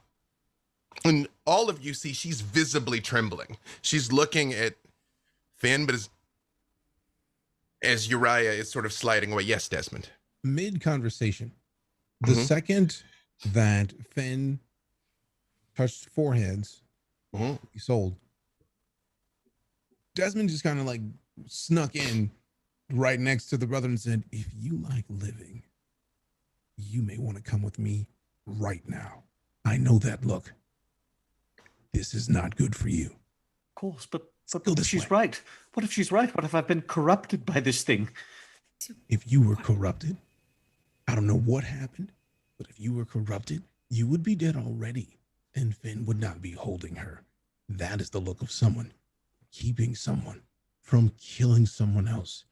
I don't need to tell you how I know that look, brother. Come with me right now. Thank you. Kind of grabs him by the collar and just pulls him away. Yes, Tatiana. Tatiana has also arrived, had unsheathed her berserker axe, was pointing it at Isolde, but as Desmond and Brother Uriah leave, she backs up slowly, not turning away from Isolde. As you all notice, as you start tugging him, Desmond, towards the edge of the camp, the mist rolls in. You can, but at the edge of the camp, like it doesn't sweep over you. It's like very much the woods become covered up with mist. Okay, I think this is if I can do this, then this is the time. Indeed. She Grab looks onto Valentine's arm. she looks down at you, Finn, and she says, "Go now, please." As you wish. I give her a kiss on the forehead and I turn and leave. You see other people are coming out of the tents now and watching, because again, it's like, even though it's broad daylight, the Nepenthe is still glowing bright enough to cast like tall, deep shadows as you all are sort of heading towards the edge of the mist here. And she just kind of goes, "Ah!" and turns like the other direction and like stalks off. And you see when she yells, everybody scatters. And she turns and looks towards the Pitwick Market and starts heading that direction as you all are approaching the edge of the mist. And it looks like a wall, a gray curtain in front of you. I'll wrap around Tatiana's arm as well. All right. Well, I think I must know how to do this, I suppose. And so I take this twitching zombie quadricep out from this makeshift baby Bjorn, and I hold it out in front of the mist, and I close my eyes and Wait. think of... Everyone Yes. touch Nahara. Yes, you're probably right. I'm Is that okay? assuming I don't that's how know. this works. It's... I don't know either. I'll touch a bit of your wing over here. Yes, and I my arms just out, this my okay? wings just outstretched, and I'm like, just everybody grab onto something. Oh, I have a feather. Oops. And as you all gather Careful. around, and Nahara closes her eyes, concentrating, Valentine, you hear Tregram say, "Well, this is going to be interesting." And you all plunge into the mist. And that is a good place for us to take a break. Woo! We'll be back in 10 minutes. Don't go nowheres. Oh, oh, never mind. You're back, Bring you're us back. Wait, I forgot an important thing. I did Yes. not. Yes, we're on break now, but I have to give the names of our patrons because Yay. I said I would. So let me make sure that Yay. I got the right one. So these are all our top tier donors. Again, thank you so very much. It took us less than 4 episodes to reach our first funding goal. Thank you so much. Of course, it is arranging things poorly, so let me give everybody a shout out. I don't know how long I'm going to be calling people by name. If the gods are kind, eventually, hopefully, we'll have too many people to name. But for now, thank you to Alan Zonzo, Aurelia Rolf, Ari, shout out to homie, Brian Dwyer, Forrest F. Moore, Graffumbly, Joshua Lund, Mark Rodwin, Matthew Henderson, Michael Skidmore, Mr. Albert, Rob Chamarco, Roger Ray, to Queen B. That is an awesome username, TEH Queen B. Thomas, another homie, Zachary Hubisher, and Zort1. Thank you all so very much for your support. And now we'll be back in 10.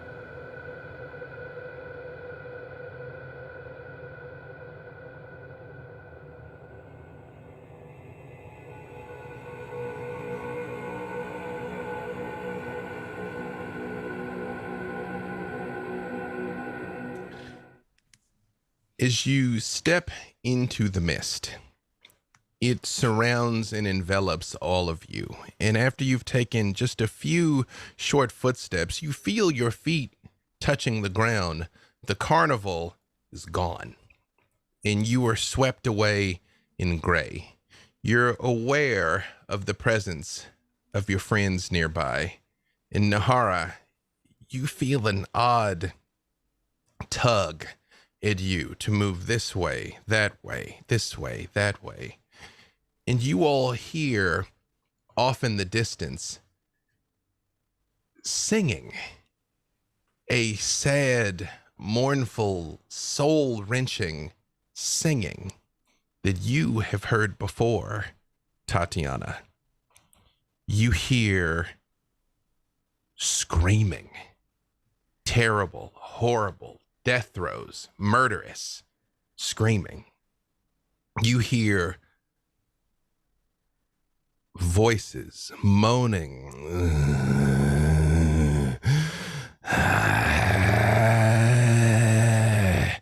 in compounding, endless voices, dozens, hundreds, thousands of restless, undead voices, and the sound of battle, desperate battle.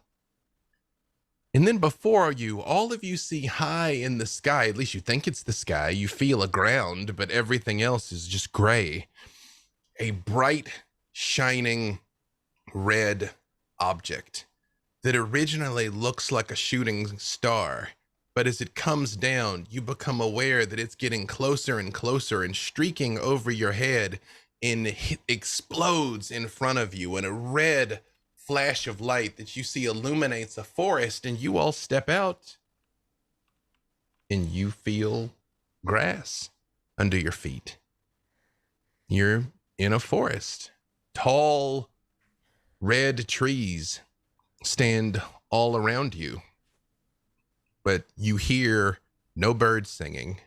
You hear no animals of any kind. Just wind blowing through the leaves.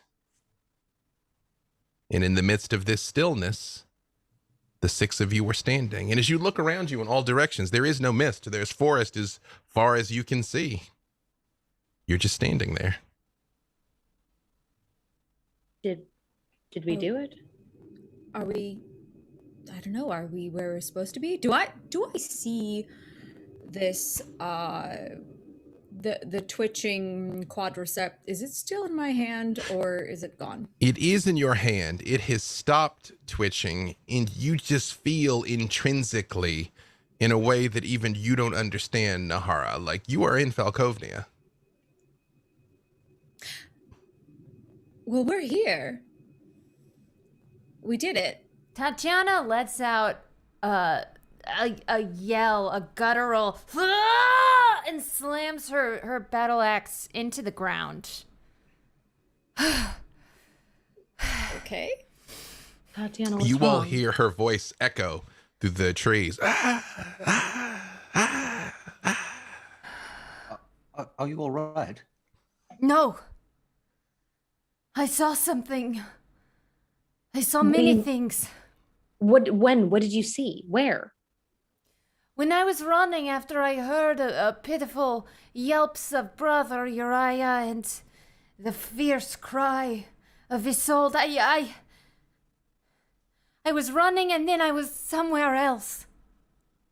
I was with him.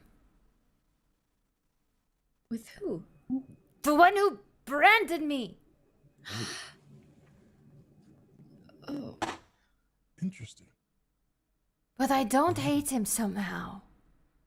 I want to destroy him, but I no longer hate him. I just...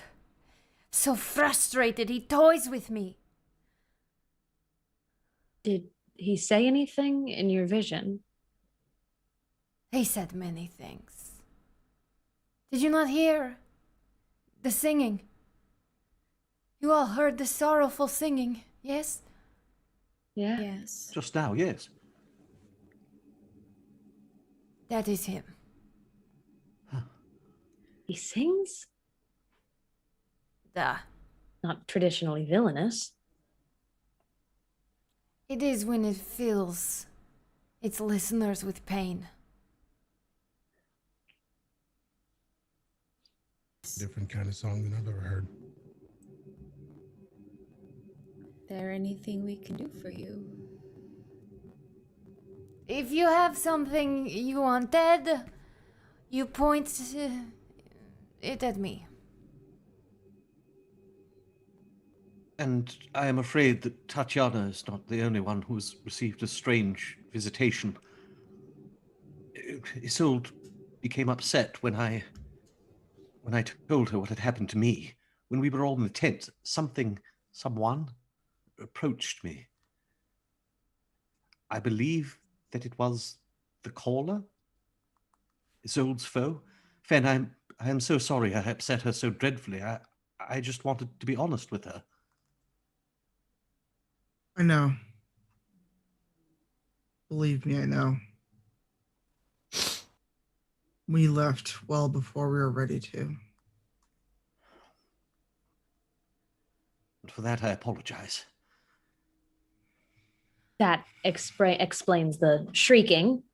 Okay. I'm gonna grab Noted. Uriah by the lapel, feeling he's used to. You had something I could kill in your grasp, and you don't tell me till now? Well, you were all frozen, and there was nothing. And then he left, and then I didn't quite know what had happened. You promised me religion, man. You see him. You point. And she gestures to the axe. Da? Of course, though I suspect this is a being of considerable power. So am I. Yes. I let him go. Brother Okay, Uriah, I pat his head. The blue vial of the spirit of nobility is still in your pocket. You still have it. Isolde did not take it from you. Yeah, I essentially relate the entire story that I told Isolde and show them the vial. So, though I suspect it would be very unwise to ingest this gift. It Only gave one you way to that. find out. Take a little sip. No. Ooh. Just a Perhaps. little? Best to be saved for emergencies, I think. And even then, What does it do? I'm told it renders one invisible to the eye. Oh, well, that's quite useful. Yes. But again, considering its source and Isolde's reaction, I believe that this caller, this being, may well be a malign entity. I want to tell you all, it's important that we don't have any secrets from each other. Specifically, you were told it would keep you invisible the entire night until the sun rose, and you could do anything and remain invisible. Yes. A typical arcane invisibility spell, I believe, ceases to function once one engages in arcane energies. But this seems altogether different. Brother Uriah, give me history with advantage.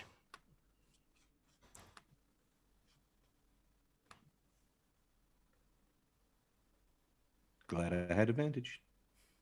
Didn't help me out, though. Best result is a 9. You're tumbling around in your mind what he said to you.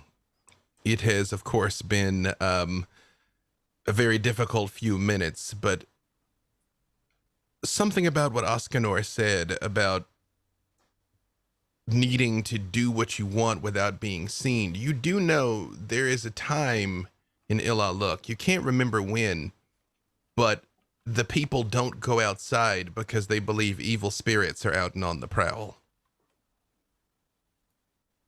A spoiled, invisible aristocracy engaging in all manner of debauchery may well be it.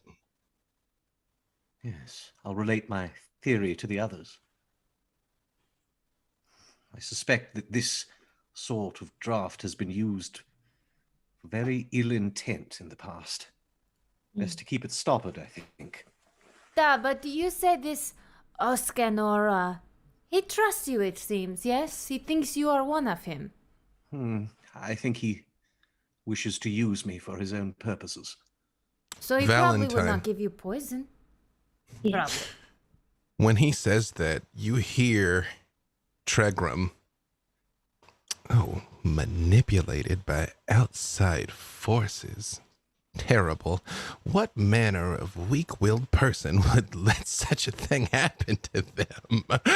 I'm glad that we are partners, that we're friends, Valentine, not like this caller person. It's definitely not the same situation. Not at all. In fact, I would like to help you again. And what might you be offering this time around? You're being watched right now. By someone I should let Tatiana kill? Oh, that I don't know. Probably. I feel like the default is probably yes, murder, but once she starts, we've realized it's hard to get her to stop. No, I don't know anything about their providence other than the fact that they are here and they are looking. How do you know that? It's my job to watch your back, Valentine. Do I see the cat? The moment you look for it, you do. And when you sort of look to the left, look to the right, look back to the right, it's there. And the cat just sort of goes. I'm just going to kind of nudge past it over to Brother Uriah, and I'm going to shove the stuffed animal into his chest a little bit.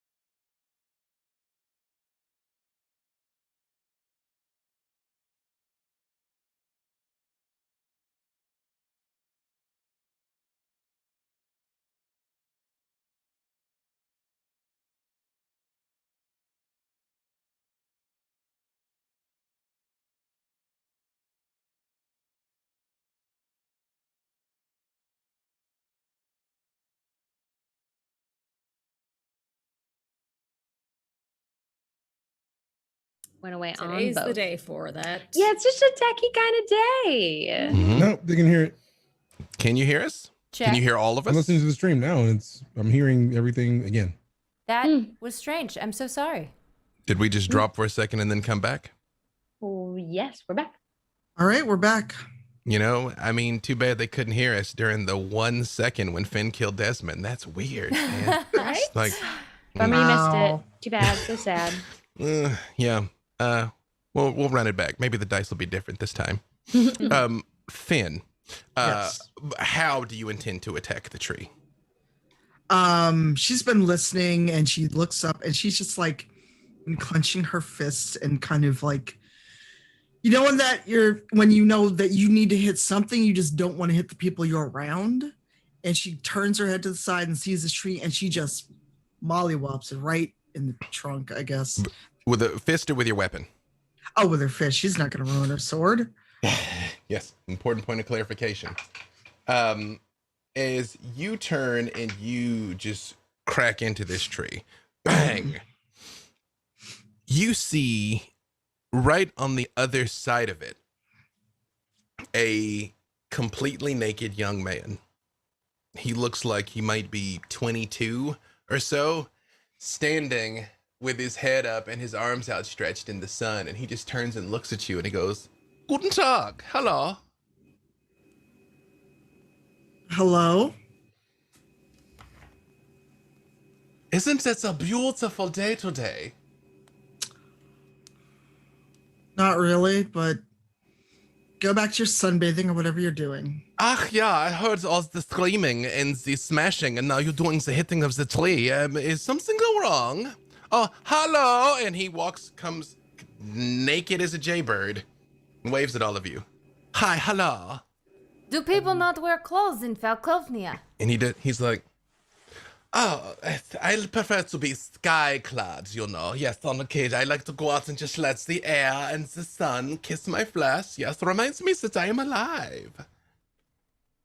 And you are? Is there a lot of sunshine here? Is there a lot of sunshine here? It is a sunny day, but because of the thickness of the woods, like the sun is very much coming down in patches. And he was standing in such a patch. He's I like, am being sunshined in the patchy woods indeed. He's like, my name is Albrecht. Hello. Oh, Hello. hello. Pleasure. Hello, Albrecht. Yeah. You are lost. You do not look like brigands. I do not think you will rob me. As you see, I have very little you can take from me. Yes, very little indeed. Just your we dignity, are- but wait. So I do not speak your dialects. I don't understand your accent. I think you were making it funny, though. We are not from around here. Oh, I understand when you say it louder. No, I don't. But okay. Hi, hello. I'm Albrecht. Perhaps you would like to come back to the town. Delmunster is closed. Yeah, it's dangerous in the woods to go out here by yourself. I only do it because I am very fast and very sneaky. You did not know I was there behind the tree. I'm Yes, of having course. a lot of difficulty understanding what he's saying. Will you have clothes on? Actually, it's all right. I speak a bit of Falkovnian. Yeah, hello. How are you, Albrecht? Ja, mein Bruder, hello. Ja, and he es comes ist forward gut. and he immediately kisses you on both ja. sides of your cheeks. Yeah, it's good, it's good. So, my friends and I, we are looking for some other people. For here, there are 4 people, I think. 3 or 4. They are carnival workers. Oh, the carnival is coming here. Yes, I would love to see the carnival. Yeah. It's So- I has not seen in the news as the wanderers in the forest, only you. Yeah, but you could come back to the town, perhaps they have seen. Yeah? Yeah. Why are you so eager to have us go to your town? Is Well, you could- everyone naked there? Nein, unfortunately. Are you speaking common or not? Well, yes. I think it's more of a dialectical thing. Yes, let me try. Good day. Will you be able to take us to someplace safe where we could rest for a bit? Yeah, now I understand. I was listening wrong before. Yeah. It just took me a little moment to understand what you were saying. Yes. The back of the forgive throat. me, Yes, it that's where might you talk be- from. Yes. Yes. Yes. Duh. Yes. No, not yes. duh. Yeah. Yeah. Yeah. Yeah, is what I was Yeah. looking for. Yeah. Sorry, I get my dialect so confusing. I will not be doing that. Yeah. Hey, was? I just like to make a new friend. He's like, yes, Delmunster is that town. It's just so, yeah. You're welcome to join. And yes, you have these suspicious blue women. If you do not want to come to Delmunster, you do not have to. I will leave you in the woods. I just want sorry, you to the be what? So it neighborly. seems you do understand what I am saying. Yeah, I understand the tongue. Yes, how do you not understand what I... Oh, how do you not understand me? I do it louder. That's the thing, yeah? Okay, No. we go to Yeah. your town. Is it good? I don't know. It's You're doing a wonderful job. Nein, Yeah, ist do you nix, happen to nein. know what we do with this trembling pile of flesh I have over here? Don't show your Apparently it's flesh. supposed to be a gift, yeah? Nine. Burn it. No, they will smell it. They will come for you. They come out of the Who mist. will smell it? No, is these they? things, the dead thing, the Totenkopfs. what and Yes, The the undead. zombies. Yes, The oh, undead, the yes. zombies. I would like you to un- clarify yes, when it the comes to the undead thing. There are the different kinds. Yeah, some of them, they look like the people that have just, they are so torch, they are so, and some of them, they come and they are but the bones. Yeah, they have none of the flesh. No? And other ones, there are many other kinds. No? Yes, there are many other kinds of undead. Yeah. Yes, many It's who very will not be of any terrifying. harm to you. And plenty who will. I don't know. I just kind of Just- like just- nudge to do you think he knows that we're undead? No, I don't believe he knows much of anything. Well, I won't tell him if you won't. I would prefer to just genuinely not talk to him at all, actually. So yes, 100%. You should burn this thing. You should... Hold on, that is her vibrating meat flesh. You don't go around telling people to burn the things that guide them here. This thing is from this land. It might be very important. You say these things come from here? But we're already in. That was the key to the lock. We're in. Yes, because we're already here, and so and we have Fen to get back. So do you think we need this anymore? I don't think we need this anymore. I don't. Okay, well, what if we accidentally fall? One person falls out of Well, mist. hang on. What was that, Desmond? I think it's ducking your audio. Sorry, what were you saying? We may want to keep that. She didn't say anything about getting rid of it, so she may want it back. Oh, that I is hate true. But I imagine Fen may know better than me. If it is already rotten, it cannot rot more. It's also not correct. And just smacks a tree again and just is like, quiet, all of you. We have a naked man. We're in Falkovnia, and you're arguing over zombie meat. I'm sorry, would you like to carry it around? Would you? No, that's why we want to get rid of it. Well, Well, I then don't maybe mind. you I should do was just something wondering beside complaining, Valentine. Should I hit a tree? I don't know. Perhaps we should. you? Perhaps we should discuss this in a place of safety. I think Desmond is right. I'm like cradling Stuart. I'm like, you're upsetting Stuart. Oh, this is very. It's what is this? Well, this spicy interaction. Yeah, I miss some of the words, but I get the tension between these two. Yeah, Albrecht, if you could take us to the town, I'm sure we. Yeah. Still here, yeah. Come. Perhaps you should be the quiet, though, yeah. No more as the as I think this you are doing. You do that in the things they come and they hear, yeah. You don't want to draw too much attention to yourself in Falkovnia. I apologize for my outburst. Yeah. Come. And he turns and starts walking happily through the forest. And you notice he hops from patch of sunlight to patch of sunlight. So he like stays in it the whole time. Like he very much like stops what he's doing and like turns and looks and like goes the way that keeps him in the light the entire time. Watching him do that, Desmond gets confused and concerned. And he's all about the force, being a ranger and whatnot. Can he sense anything weird about where we are with his hopping in that sunlight? You can give me survival check. Oh.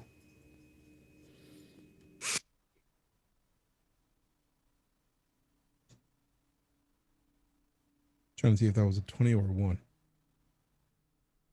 Important point of clarification. Yeah.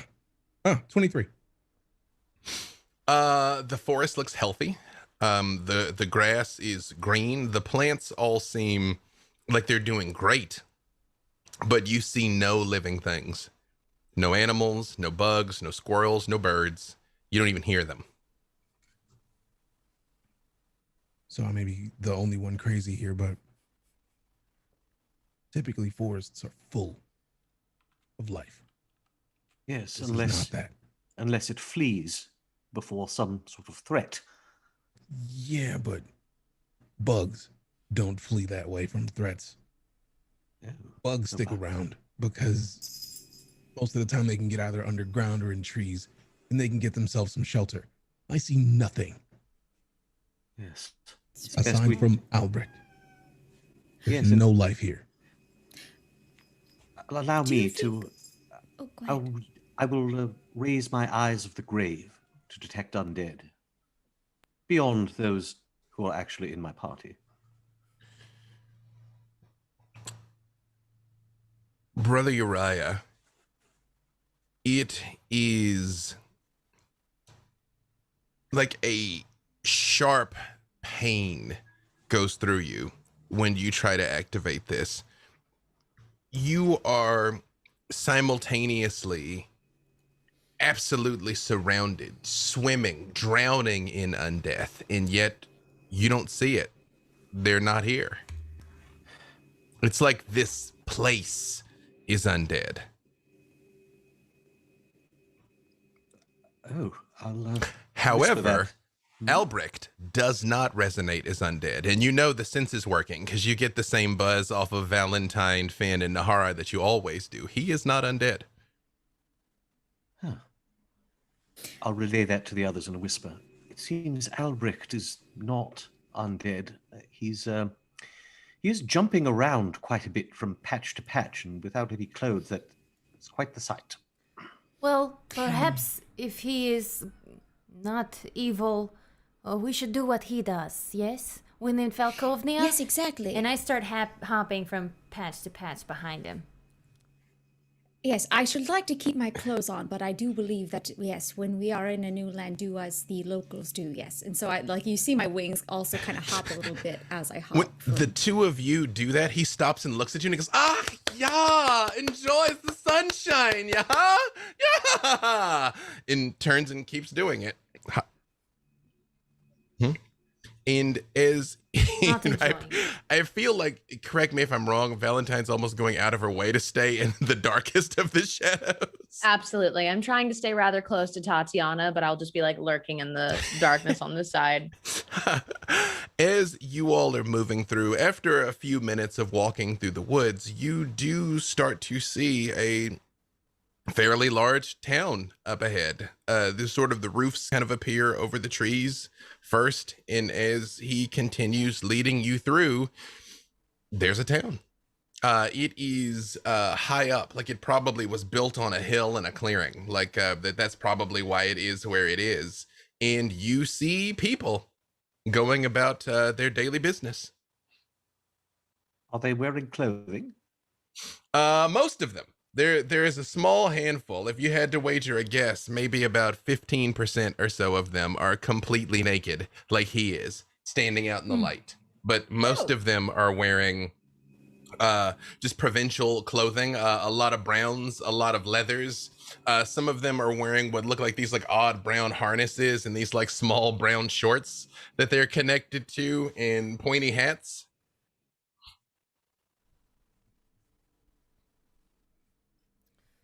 Your Are they local... hats similar to Brother Uriah's?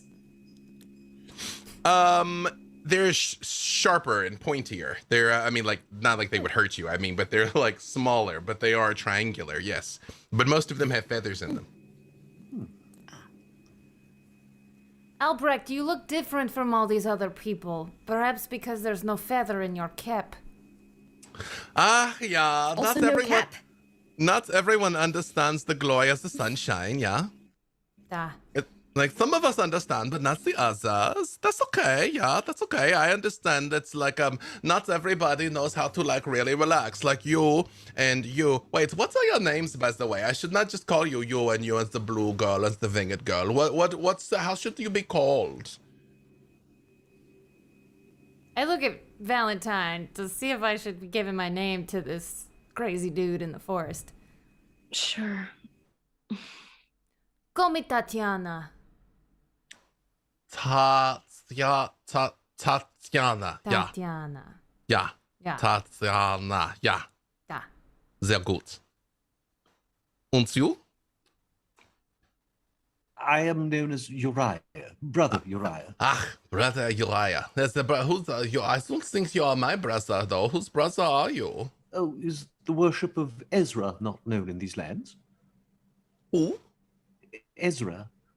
Oh, the Lady of the Mists. There might be time to win some converts to the cause. Yeah, maybe, yeah. And the rest of you, yes, we will listen to your Ezra stories, yeah. And who else is there? Yeah, and your name's you, and he points at you, Desmond. He's like, you are the woodsman. I can know. You feel like you are looking around and enjoying the flowers, yeah. Desmond. Nice to meet you, Desmond. I turn to Uriah. You've never tried to win me to Lord Ezra. Lady Ezra, actually. I do have some pamphlets if you would care to do some reading. Probably for the best. No, maybe I will. I take up religion like you. I'll read your pamphlet. Oh, yes, of course. But Ezra is, of course, always welcoming new converts to the flock. Anybody? Just anybody? She watches over all. Even Albrecht? Perhaps, yes. I suppose even Albrecht, yes. Huh. He's a nice lady you have. Indeed. Ja, das ist a good God, yeah. The Lord watches over the people. I don't understand what you would want the God not to. Perhaps that is, but the God is watching because I stand in the sun. I'm so easy to see, yeah. I'm like, you can look at me. Is this where she is? Is she in the sky? In the mists. Ah, I do not go into the mist. There's no sunlight in the mist. No, she watches from the mists and protects us from its dangers. I suppose it's logical, yeah. All of you give me perception checks.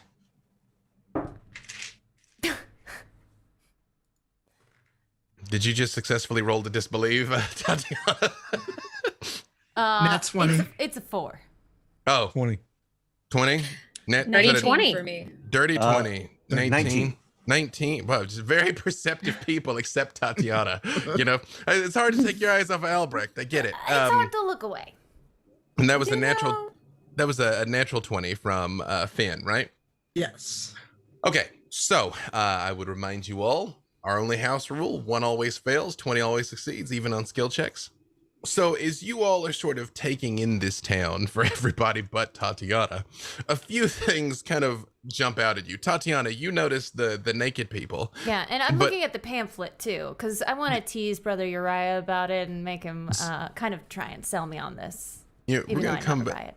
We're gonna come back to the contents of the pamphlet momentarily. You notice a few things. You notice some of the people. Again, this looks like a provincial, quite frankly, Bavarian style village. It looks like it would fit very comfortably in like very high mountains somewhere, although it is just sort of built on this hill in the middle of this forest. Some of the people. There's several like plant boxes and things on the windows. There's colorful buildings. It's a very nice place, but some of the plants in the boxes are huge, and you see there's people that are there like wiping each individual leaf and talking to them and things. And one woman pours some water into the plant and leans forward and kisses it, and pours water on the next one and leans forward and kisses it. You notice a few of them are standing out in the sun completely naked. There's no correlation. There's all genders, all ages, but just some of them are standing out in the sun completely naked, like Albrecht was. You see that's what all of you notice. Finn, you actually, Valentine, you notice that some of them seem to be having conversations with something that isn't there. Like they just turn and look and just nod on occasion and like, or they just say something to something that isn't next to them, at least not visible next to them. Finn, you notice that some of them are holding flutes, but playing them wrong. Like where they should be playing it like this, they're kind of like blowing in the top where the finger holes are, which is of course making no music out of it, but they're like they don't know what it is. And you also pick up just a hint of tell me again what Finn's languages are. Common, undercommon, and Elvish.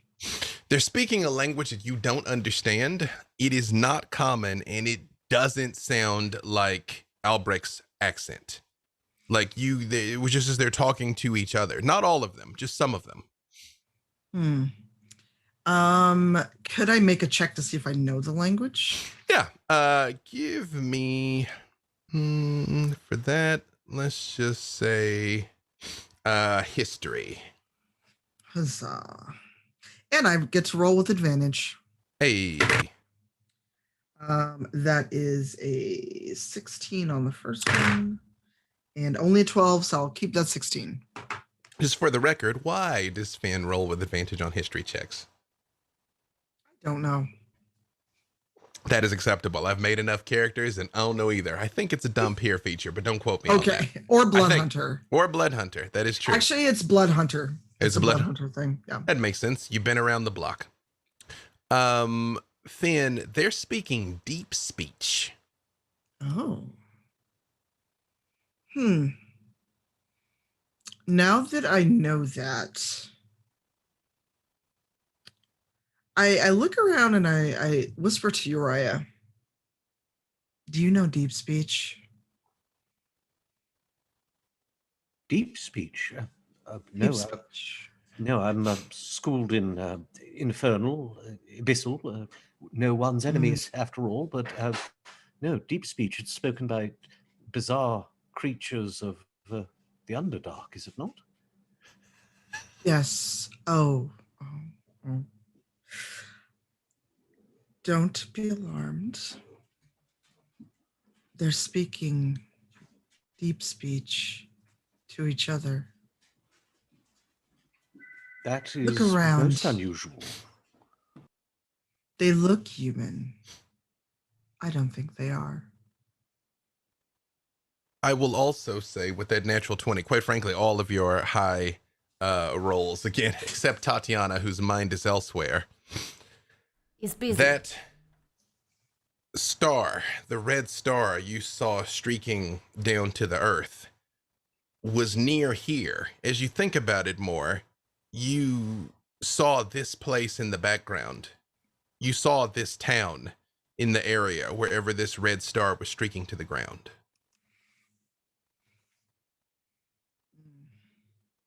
Near Delmunster. Do any of them react when I lean over and mention to Uriah that they're speaking? They don't. However, Valentine, give me perception with advantage. Excellent. All right. That is a 19. You 100% hear Valentine say to Brother Uriah. Your fiancé. Yep. That they're speaking deep speech. Excellent. Can I understand any of are we close enough to anybody to actually make out what they're saying in deep speech? I gave that to her on that natural 20. You see that people are talking. You're still a ways out. Got it. So you can't quite make it out. I would like to wander a little. You all see Valentine sort of just like kind of start strolling towards town. Usually I would follow close behind to make sure she's safe, but I'm too engrossed in this pamphlet. Hey, Brother Uriah, what would the title of the Ezra ministry tract pamphlet be? Oh, I think something along the lines of Ezra, Lady of the Mists, Guardian of us all, Protectress of the weak and downtrodden. Goes on like that. You do notice that the pamphlet doesn't seem to be printed. It looks like Brother Uriah probably did this by hand. Uriah, you say she's protector of downtrodden, but so am I. Perhaps I am some sort of god? Well, Ezra was mortal once. She shed her mortality, made the sacrifice to walk into the mists and become one with them, that she might protect those in need. So you're saying if we all walk into the mists, we could all become gods? I think Ezra was quite powerful when she did do that. I wouldn't test that theory, and this is at least light blasphemy. Yes, you wander into the mist, you're more likely to become the snacks of something, I think, since it becomes the gods. Everyone keeps saying this, but I have never met something in the mist that I could not fight. Okay, except for that one guy, but he was also not in the mist. Yes, I'm a bit confused. I think you've just been very lucky then, yeah. Yes, no, it's welcome to Delmunster. Yes. You come. You say hello to the people. Are you hungry? Are you thirsty? I think you might be like lost and misguided. Yes, you can come here, and if you need a place to stay, you can come and you can do the staying with us, yeah. Thank you. Yes, we don't like to let the travelers be out wandering in the darkness. It's negativity. And quite frankly, unfortunately, not only do we want you to be safe, if something bad were to happen to you, unfortunately, you could lead the zombies back to here. We do not want this, Nine. I see. Now I trust you more. At first, I saw no reason for your self-interest in helping us. But now it makes more sense. It's equal parts. Yeah, we do the good deed, but also it's protection. Yeah, so we do the both. You are muted, Nahara. I see your mouth moving, but I don't hear it. Can I ask you a question though? Yeah, yes. Is there a purpose? I don't understand. Oh, I'm sorry. Yeah, is there a purpose to your nudity?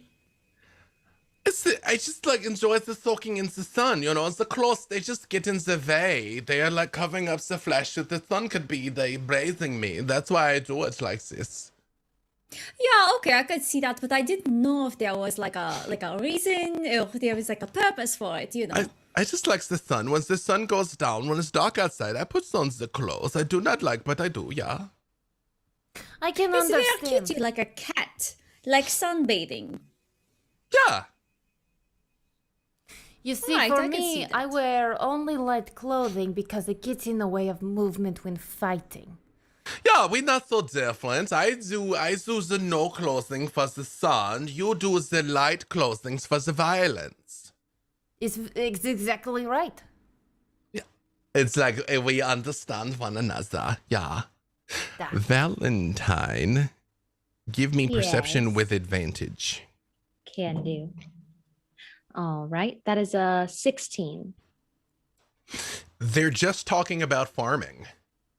Are they talking to each other, or are any of the people speaking deep speech also speaking to nothing?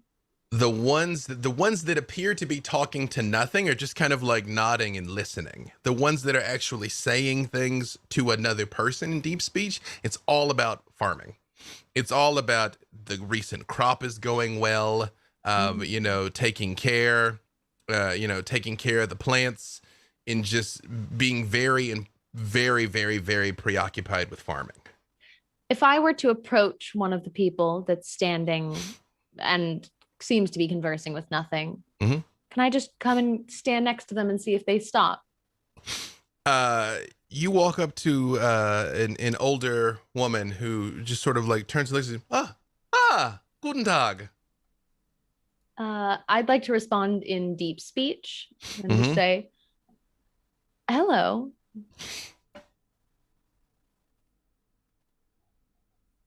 And she also responds in deep speech. Oh, hello. You know, I couldn't help but notice you were speaking to someone that I can't see, which is totally normal to me, but I was just wondering, is there more in this town than I'm able to see? Give me persuasion. Oh, that's my thing. I'll be much better at any of my things when we level up, but that makes it a 22. That is the nature of things at level 1. She stops and she's like, well, still in deep speech. Huh? We don't usually discuss it with the outsiders, but you speak the language. I think you might understand, yeah? Of course. Ooh. Yeah, there is the plant. The wondrous plant. You speak to the plants? Yeah. And the plants, they speak back too, yeah? They are so wonderful. The plant protects us from the zombies. That's why you see the town. The town is still standing. Falkovnia. Everything is ruins and graves and terror and deaths, but not here in Delmunster. All is well. The plant, it keeps us safe. Of course, yes, absolutely. And I'm just gonna reach out to see if I can like take her hand in mine and say, I'm so glad that the plants protect you. Yeah.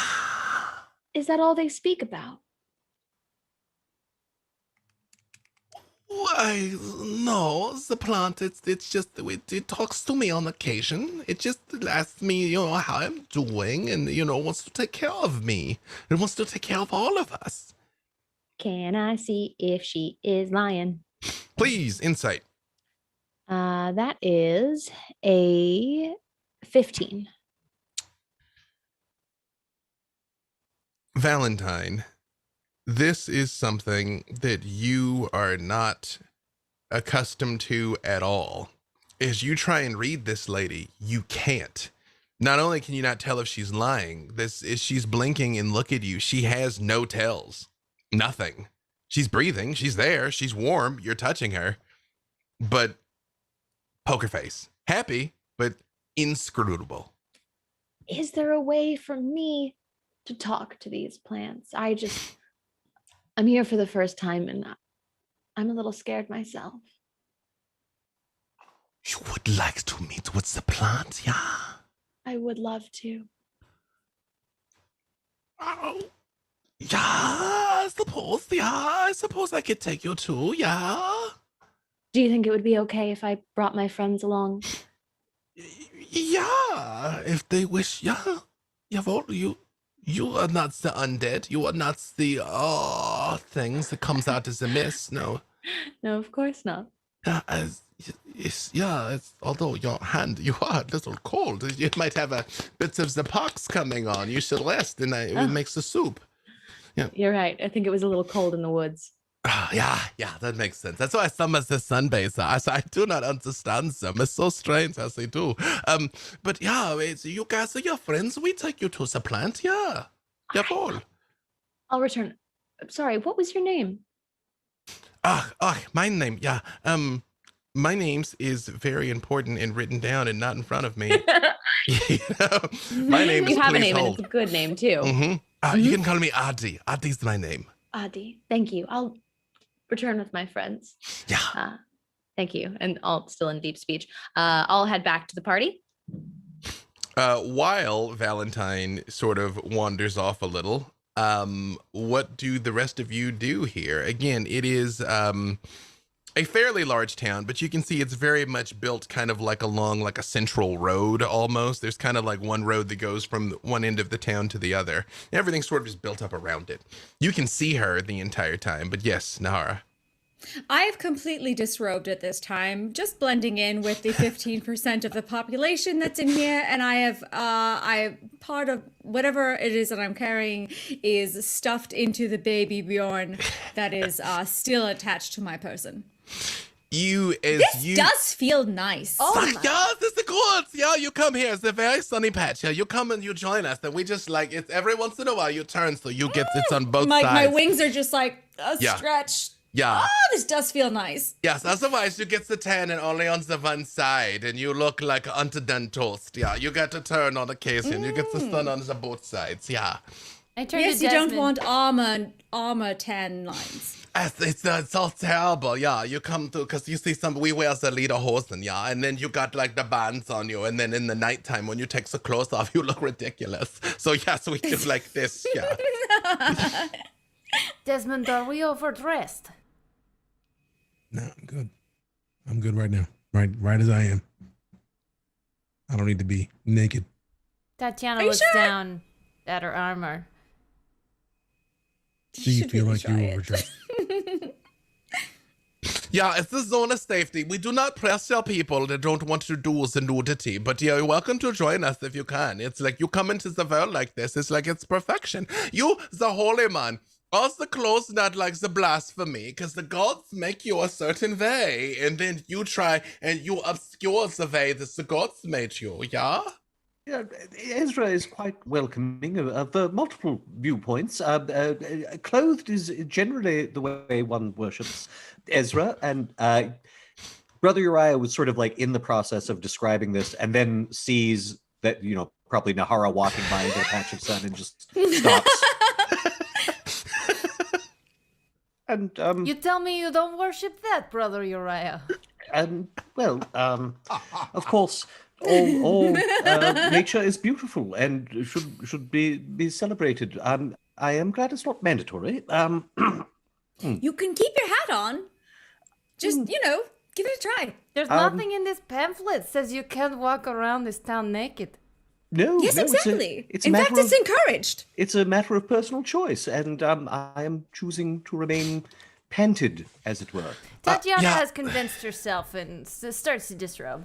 Okay. Yes! Is you start disrobing, they're like, yes, no, and we do not press as a people. If you do not want to disrobe, you do not have to. As you see, not everyone in Delmunster chooses to do things like this. I feel like it is a great way to just give thanks to nature and let the sun shine on you, and you feel alive. Yes, look at your beautiful blue skin. You match the sky. It's wonderful. I do, don't I? But she removes her like flowing vestiges, but puts her pauldron and her armor that holds her axe on her back on. Perfect. In It's very Finn, liberating. It is. I feel breeze in new ways. what is Finn doing during all of this? Finn is just standing next to Desmond and looking at all of them. And she just looks at Desmond.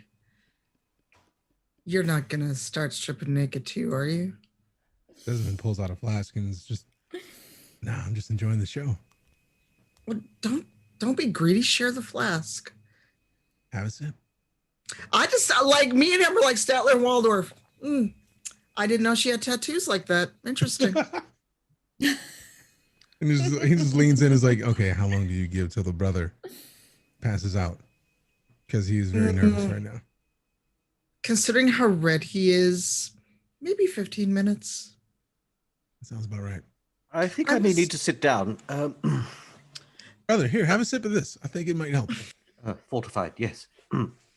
Yes, and Fen firewater. is Brother yeah. Uriah, firewater. And Fen is just kind of looking at this and just shaking her head. She's like, here I was trying to get a drink of a different kind, but this is not going to happen with everyone just worshiping the sun. And speaking of that, she's just kind of like making sure to like not be in direct sunlight. When Brother Uriah hands the flask back to Desmond, he just sort of leans in and says, in all seriousness, I'm not sure it's wise to drop our guard quite this much. There could be danger. Don't worry, is why My I guard's keep always weapons on. Yes, and I still have the brain intact. And Desmond just kind of nods at both of them and says, luckily, brother, my guard never goes down. Speaking of such things, he just kind of looks up and says, Albrecht, what's the name of this town? I don't think I remember hearing you saying it. Delmunster. Delmunster. Yeah. Delmunster. All right. So when he hears him say Delmunster, he pulls out the parchment that he got from Sold and just unrolls it and finds Delmunster and just kind of looks at everybody and says, all right, we're in Delmunster. This is quite a ways from the car where we're meant to go. Since we want to probably be some kind of on task. You know, the sun is lovely, but we do have to get there at some point. So that's some days of travel as a heads up. And he Yes. kind of like shows the map to everybody so that they can see it as well. Delmunster is to the southeast in the Forest of Strangers. Lekar, your destination, is to the northwest. You are almost at the opposite end of Falkovnia from where it is that you are trying to go. Yes. Am I back at the group yet? I would say, Valentine, you're gone maybe 5 minutes and you come back and it's just nudity. Oh, we're getting naked. Yes, you should try it. I All have right. no response. I'm trying to fit in. As I tower over everyone else and in bright blue. She keeps her pearls on. It's perfect. Now, By this what I'm point, wondering. oh, Yes, go on. yes, Nahara. I'm just wondering if Tatiana tans in the sun, does she get a darker blue, or how does that work? No, You it's just all the ask same people if blue. they tan. I'm just wondering. You see Just no my tan this lines. is just my train of thought. You know, I feel like she'd get a darker blue, but I will let Tatiana define the air genasi.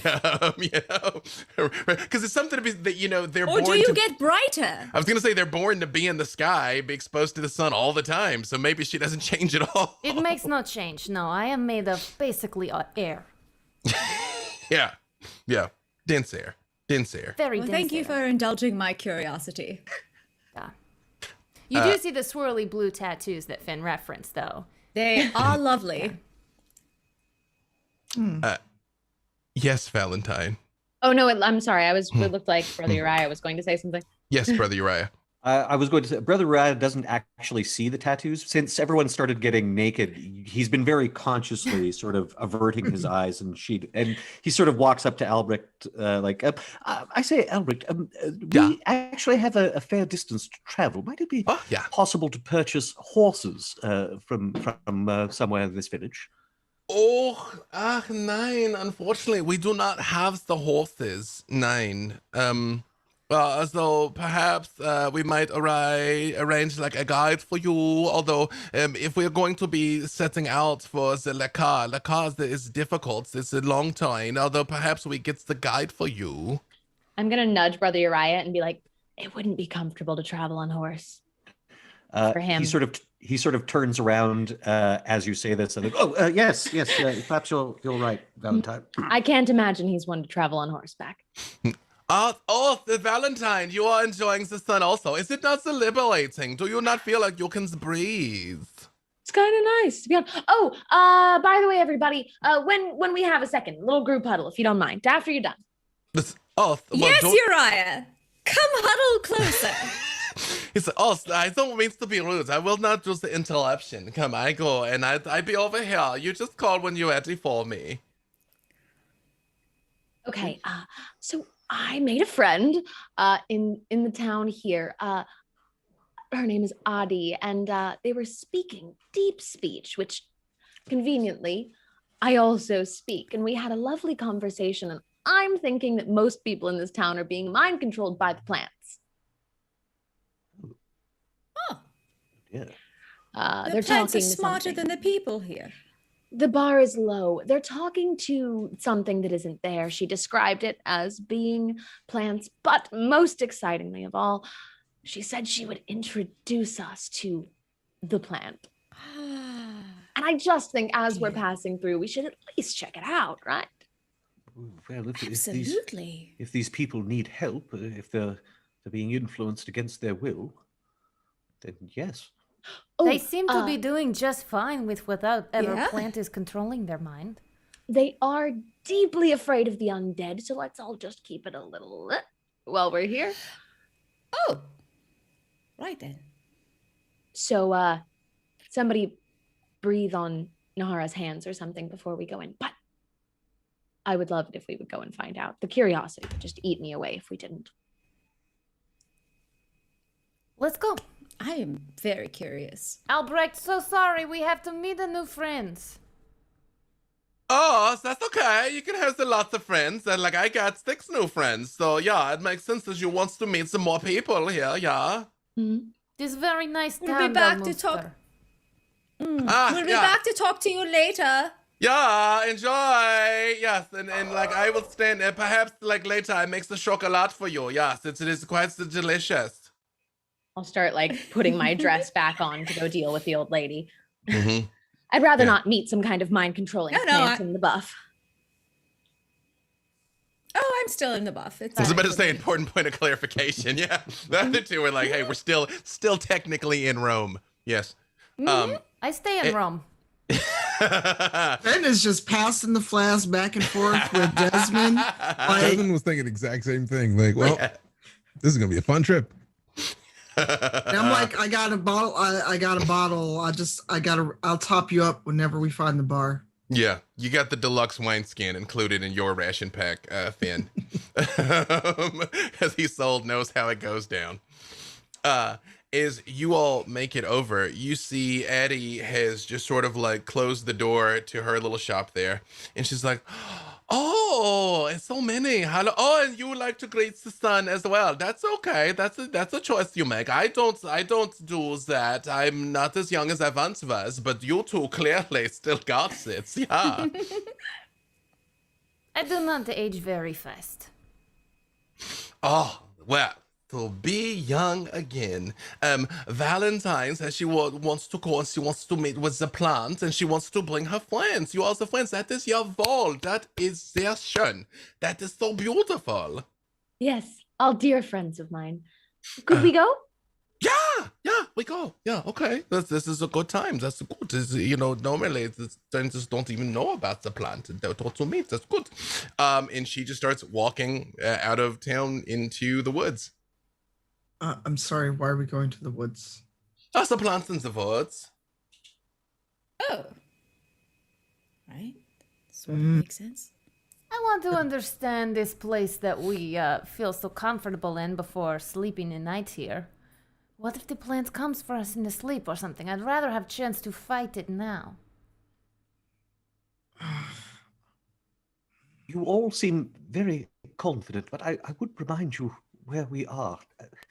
The dangers that lurk in the darkness, in the night. I'm going to be honest with you. This place is in no way seeming to be the way it was described to us as terrifying. Mostly it's quaint and naked. So if the terrifying is lurking somewhere here beneath it, then better to know, isn't it? I suppose. So you're suggesting we actively hunt down the horror? It can't come for you from the back if you face it from the front. Yes. Okay. Right. Nothing will come for my back. I do a quick 180 and back. See? Naked. So Okay. naked. I think at this point, because we are talking about things that might be attacking us, I will put my clothes back on. You got it? Addie waits. Well, now I am only one. Okay, fine.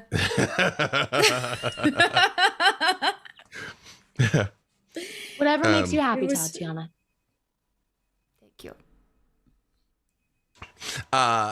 She waits for you. You know, she sort of like kind of like politely turns her hand, but you notice she very much does take a little peek between her fingers as she's looking away while you all re-robe. And she's like, yes, you come this way. We go out into the woods. It's a beautiful day. And she actually picks up a little basket. She's like, I can pick some flowers while we're out here. It's like, it's like I do the double duty with the walking. Yeah. It's good for the constitution and the heart as well. And she goes out walking along. You see, unlike Albrecht, she makes no effort to walk through patches of sunlight. She just walks through the woods like a normal person would walk through the woods. Yeah. And with my wings, I just kind of like look at Tatiana and just shrug with the wings and then go continue on. She's like, so where are you all from? You do not talk like you're the Falkovnians. As like, I think I got the accents of maybe the Darkon from yours. The rest of you, I don't know. I cannot place. Yes, well, I don't know where I'm from. Oh, sorry. Yeah, but I don't know where I'm. No, don't have it. Yeah, I don't really know where I'm from yet. It's yet to be determined, as it were. But yeah, sometimes, the homes where you make it, you make your own family, that's okay. Yeah, it Yeah, seems I like suppose you're doing all right so far. You all can stay in Delmunster if you wish, and I don't mean to make it sound like I'm the creepy old woman in the woods. Of course you go whenever you want, but if you want to stay, it's good. It's very kind of you. Yeah, 7 out of 10 for this accent for me. That's good. It's perhaps only 7 out of 10 for me as well, but I tell you the secret. The accent is not the real accent, it's the Delmunster accent, and out of that is 10 out of 10. This is the top flight. This is what they talk like in the Delmunster. Yeah. I am from very far away with my friend Valentine. I do not think you have heard of it. There are no myths where we come from. Ah, yeah, no, it's a good thing. That's a good thing. Okay, so here we go. I'm going to take you all. I'm glad just the myth is not the thing where you come from, and maybe on occasion the things just get swept up here. It's okay because then sometimes you go, the mist will let you out again. But however, you want to make sure that you don't go into the mist of Falkovnia because the bitey undead things are there. Yeah. So And we right are when Terrifying. right when she says that, you all hear in your minds, but you need not fear. Nothing will harm you while you're under my protection. And that is a good place for us to stop because, yes, we do have another chapter of our Dark Lords chat, but we have an important shout out to give.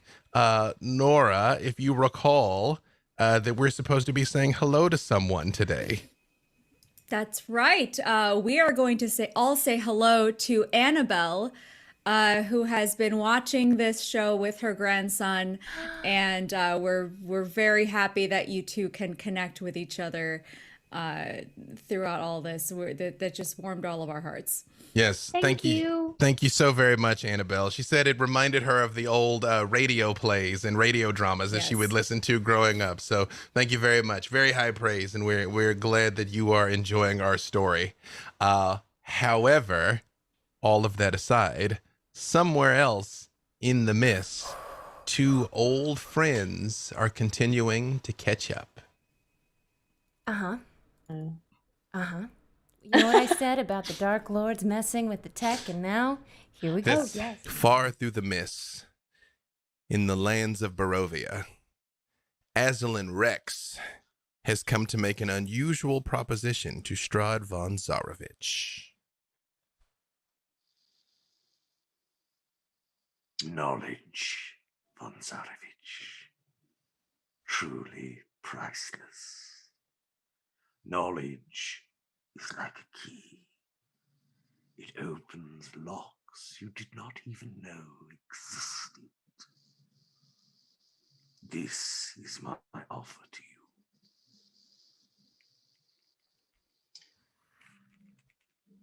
We have already agreed that all knowledge comes at a price, my old friend. Indeed. What My levy, knowledge what is surcharge, what tax would you place? What do you want? Let us pretend, for the sake of friendly conversation, which you wanted. Let us pretend that there is something you know that I do not. Or that there is something you think I should know that I don't. It is not about what I want, von Zarovich. It is about what you want. Oh, how generous. And well should do be I grateful. know what you want. Careful. One Careful. thing. It's only ever been one thing for you, hasn't it? Remember where you are. Of course. But what if you could hold her once more? What if it was not a ruse? What if your prize was not cruelly snatched away at the last moment, as it has been so many times before? What price would you pay for this? We are sailing into very dangerous waters, old friend. Do you not see, von Zarovich? I have done what none before have. I have slipped my leash. I walk free. Free, do you understand? No longer beholden to my jailers. Do you really? Are you truly free? And this is how you choose to spend your hard-won freedom. For you, von Zarovich. For all that we have meant to one another. You are the very fulcrum upon which this entire place balances. Well, at least on that we can agree. Than you realize, even your inflated ego could not grasp how important, and so I bring you a gift. And in return? Before I give you the information, I asked you a question. What price would you be willing to pay, knowing what it is I offer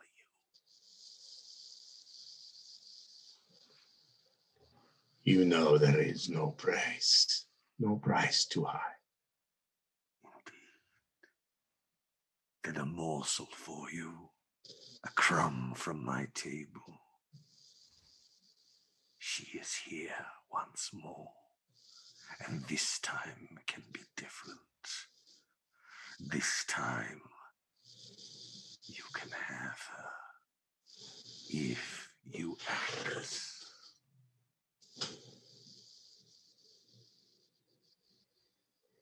Most generous, most kind. A name. I shall give you a name, von Zarovich. Veronica.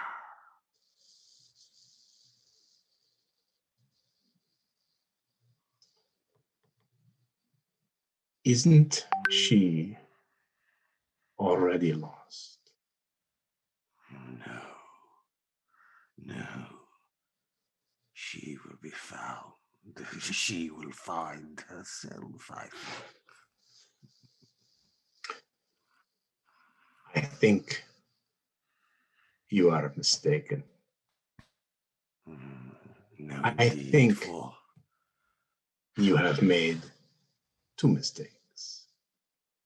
But it will be amusing for me to wait until realization dawns.